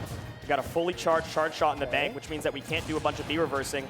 Wave bounces, into nothing, unfortunately. Getting the charge back up, but it allows time for Toon to reset and mine resources. Yeah, unintuitive as it may seem, very often Samus does not want to have a full charge out. You want that movement, you want the ambiguity, am I going to shoot it, am I not, rather than just having a pretty basic projectile. You lose the mix. You lose the mix. And now trying to land with a nair to push into a corner. Yara can't find it, playing very evasive, but still remaining close. Yeah. A lot of near misses from Toon. Running. Yes. Finally finds an opening, though, with a partially charged charge shot. That is a really great win condition. Wow. Oh, fantastic pivot grab. Sends Toon off stage. And again, no iron in the bank. This is a potential. This is an opportunity. And Yara's not giving it up. Playing very slow, not giving up center stage if he doesn't have to. Toon wants to roll back to center, wants to elytra back to center. Please, please let me back to stage. Yes. It's a bang. Asking every time you get the chance is Toon, but eventually Yara is able to whittle it. Buoyancy getting into game 2 as Yara has found the first win of Grand Finals. Yeah, Yara has now planted the anchor on this set. Takes the lead when it matters most. That first set is all nothing. You know, it's chips and pennies in the grand scheme of things. As we haven't even mentioned this. We have a $1,000 pot bonus on the line right now. Oh my God, I forgot. These two are playing for a bag. Yeah, they're playing for money. They're playing for that necklace. Another Titanic reference. Thanks for thanks for clarifying. I thought you might need it. Okay, Toon pushing Yara back to the corner again. Yara having some percentage stacked on top of himself already pretty early on. As we start to battlefield, this is a first. Yes, it is a first. It's an interesting choice on the side of Toon. I think it's to find more comfort in these corners and to make it a little bit harder for Yara to approach. Because I would imagine the platforms would give Yara a lot of creativity out of advantage. So I think Toon is banking on the hope that it's going to be really tough for Yara to get into these corners that Toon sets up in. Yeah, but you're also providing Yara some safety in that top platform. We know that Yara likes to go for those up Bs out of shield, and being able to land on that top platform is so valuable. Being able to get out of disadvantage is so valuable. So I don't know if the top platform provides enough safety or enough of whatever Toon is looking for to have it on here to warrant that over small battlefield. Maybe it's just the top blast zones being higher. Could be. It could be just as simple as that, because that's, you know, Steve has very quick knockback scaling on that up smash. Samus takes a while on the up throw and up smash. So early on, we do see Toon taking a lead, but Yara pushing into the corner. That back air has been solid. I'll tell you what. So useful. The elytra gets punished out of shield, and here we go, landing up there. I almost thought you could get a combo off of that one, but that is that risk that you bring with that top platform. Yeah, and see now that high top blast zone is going to start to be something we see come into effect. But Yara just walks up and drops the thunder. The crowd is happy to see Yara finding some success as a fresh diamond gets pulled out on Toon's even second stock. Getting that guaranteed 76% damage with the diamond out. Toon couldn't pick it up in the scrap. Turned around, got his money up, came back with diamonds, a new grill on deck. He's biting away at this lead. New whip. Yeah, new whip with this. Not even worried about it. Landing back air, doesn't take the stock, but puts Yara deep, swimming with the fishes. Pickaxe is not available. Okay, finally, actually pulls it out because you are on a fresh stock. Yara has not been able to find a lot of value. The down smash is all you need. Don't even bother wasting some of the durability of the pickaxe or of the sword. Let's just instead rip a down smash. Yeah. Man, I do wonder if that's something that comes into Toon's mind. That's a lot of thinking ahead. If that's why we're throwing the down smash. Love that decision making. Okay. Charge shot threatening, but yeah, Yara just plays it safe. The way Yara's dealt with minecart has been great. It's not been minecart that's winning this set for Toon. It's been just about everything else. Yeah, this top platform has been providing a lot of safety for Anvil whenever Yara is holding down center stage. But still, even with all of that capability, even being able to continue advantage states out of the up B out of shield, Yara is still on the back foot, finding some openings here and there, but they're just trading. Up B out of a corner puts Yara in a better spot, but Yara now is faced with a pretty nasty disadvantage, and we haven't seen a lot of big swings from Yara ever since Grand Finals started. We saw a very solid and dominant game one, but we haven't seen the type of flashes that we saw in the first set, so this lead feels a little bit less surmountable than it did earlier on. There's no pickaxe available, so watch for Toon trying to bait Yara to jump on top of the shield to be able to rip an up smash. We see Toon liking to build the walls wherever he can because he doesn't have anything except for the sword in hand, and that up B is able to confirm at that percentage. Doesn't matter how high your blast zones are. Yara finds some space off the star KO and is able to reset things here. The pace is firmly within Toon's hands still, But we're at a spot now with Yara where you're just going to play aggressive. I like that. I was going to say Yara can kind of play it patient. You really have to win it once and hold advantage. Yara tries to play patient, and it just doesn't work. Toon takes a game. Zone, like you mentioned before, that up throw kills earlier, the up smash kills earlier, and that's where we've seen most of the stock takes happen for Yara in the grand finals. Yeah, it's the up throws and the up Bs. It's just whittling down damage higher and higher until you're finally able to take it.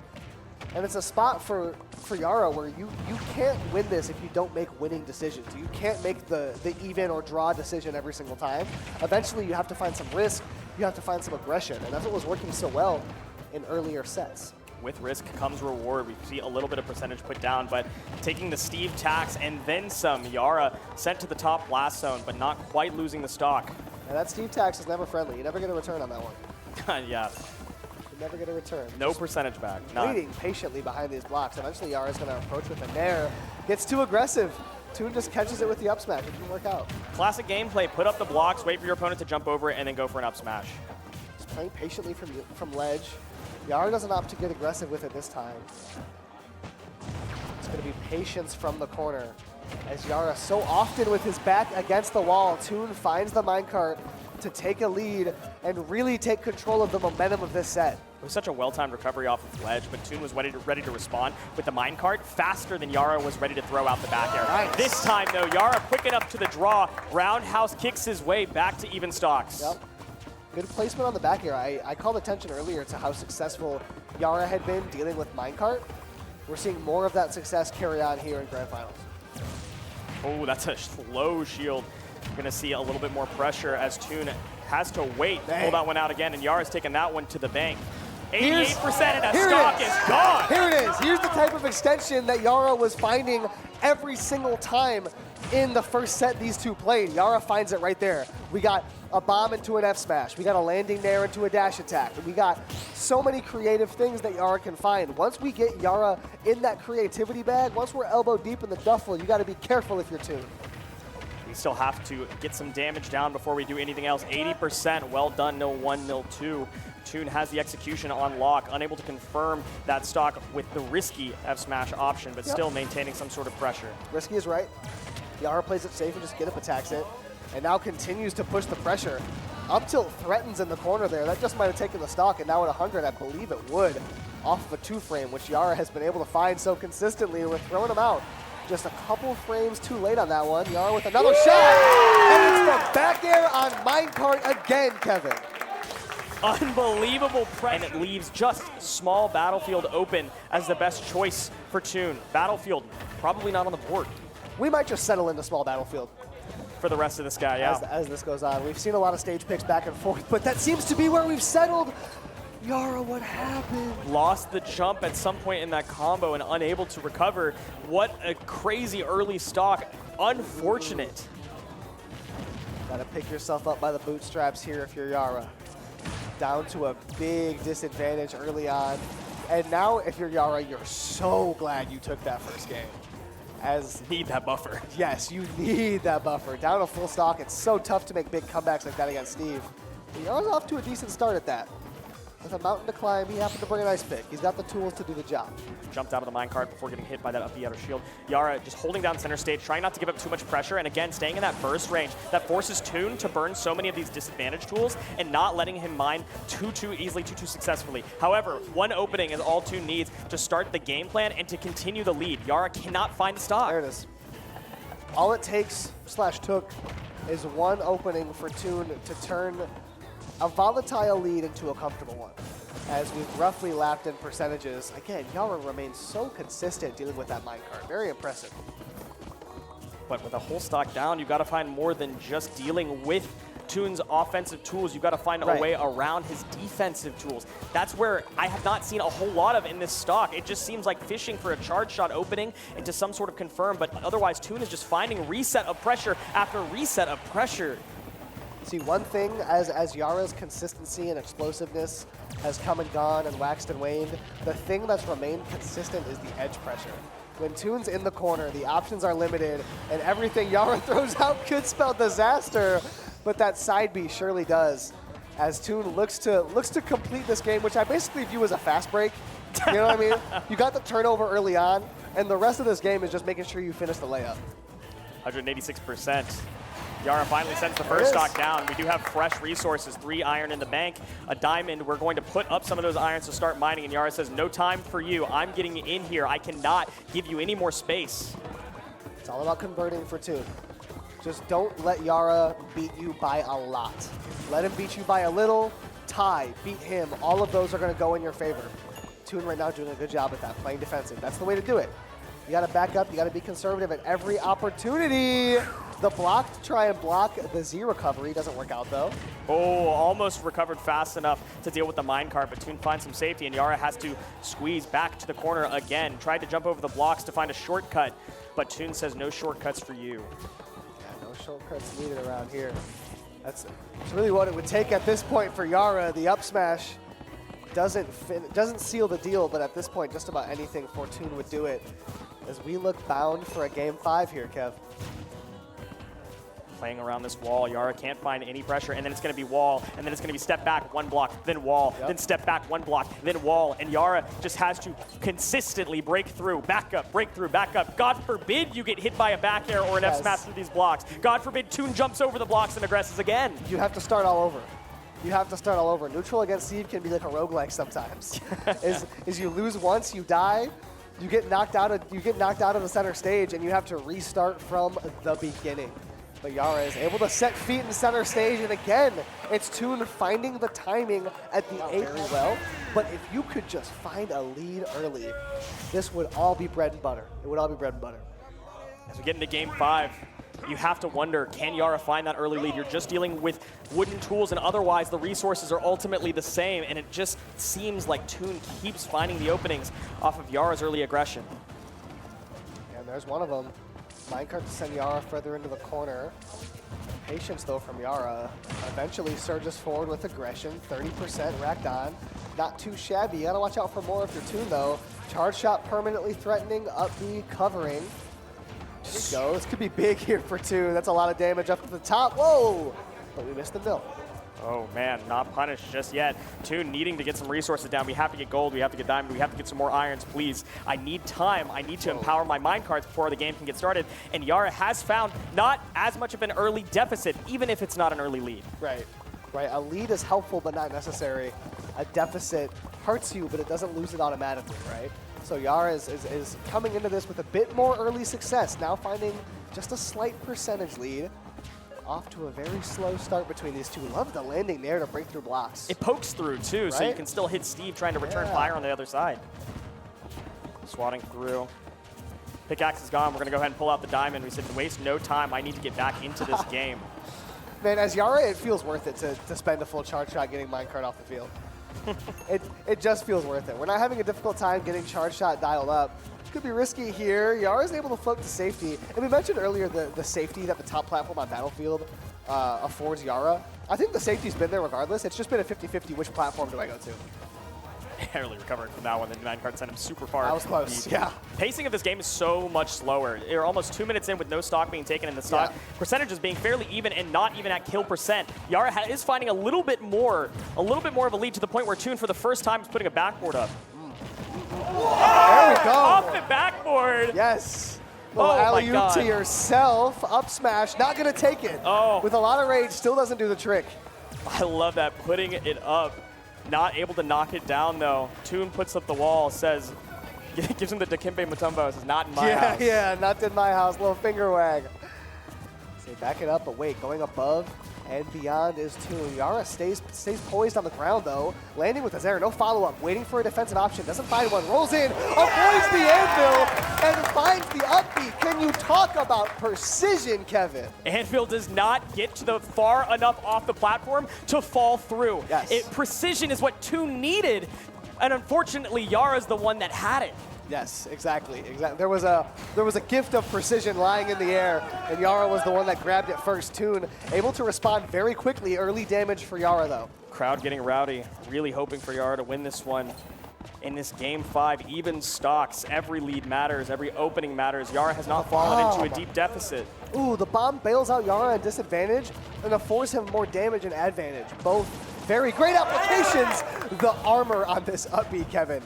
So scary. The invincibility off of the very early frames, just narrowly fighting through these anvils so well, and especially dealing with shield pressure like it's nobody's business. Yes, the block bailed you out of the first up B, but Toon said, I got another one. What's this in my pocket? It's another up B. There's a corner behind you here, buddy. Charge shot narrowly giving a buzz cut to Steve. Toon staying on stage a little bit longer. Yara, again, pressuring, pushing him back. And the second the blocks break, Toon wanted to aggress, and it's stopped out by the charge shot. Toon able to reverse the momentum right now. Goes for an aggressive drop zone fair. I like the option. Missing by a hair. That's been a theme here as Yara plays patient from the corner. The double jump is forced. F smash misdirected and gives Yara a great opportunity. That's the last iron mat that we had, and now they're just scrapping back and forth. No more pickaxe. That's important. Toon can't pressure on the shield. Yara finds the up throw and puts Toon on the tournament stock. Yara ready for it right away. 97%. Toon looking to respond and even up the stock count, but Yara putting on pressure. It's unrelenting. Oh, narrowly gets through that up smash. Drifts back through the platform to maintain this advantage state. Toon can't get back. Toon has no iron. Toon has no tools. How do you continue this one? We still have the diamond pickaxe, though. Swatting, but nothing happening off that DI. Yara, the disbelief spreads through the crowd as he stays alive and gets pulled away as he loses the stock. 70% left. Yara with the lead, and Toon is erasing it. You have to be so precise. Sweaty, your palms are going to come out during this Game 5, this last stock, but the precision matters more for Steve than it does for Samus. As long as Yara can keep a steady head, this is still possible, but the up B whiffing, Toon tacking on more damage. Pressure is mounting for Yara, back against the wall. How do you respond? Can you find a bite when it matters most? Toon, back here doesn't find it. Yara has one more chance. Zare's back to the ledge, but ripping the down smash. Toon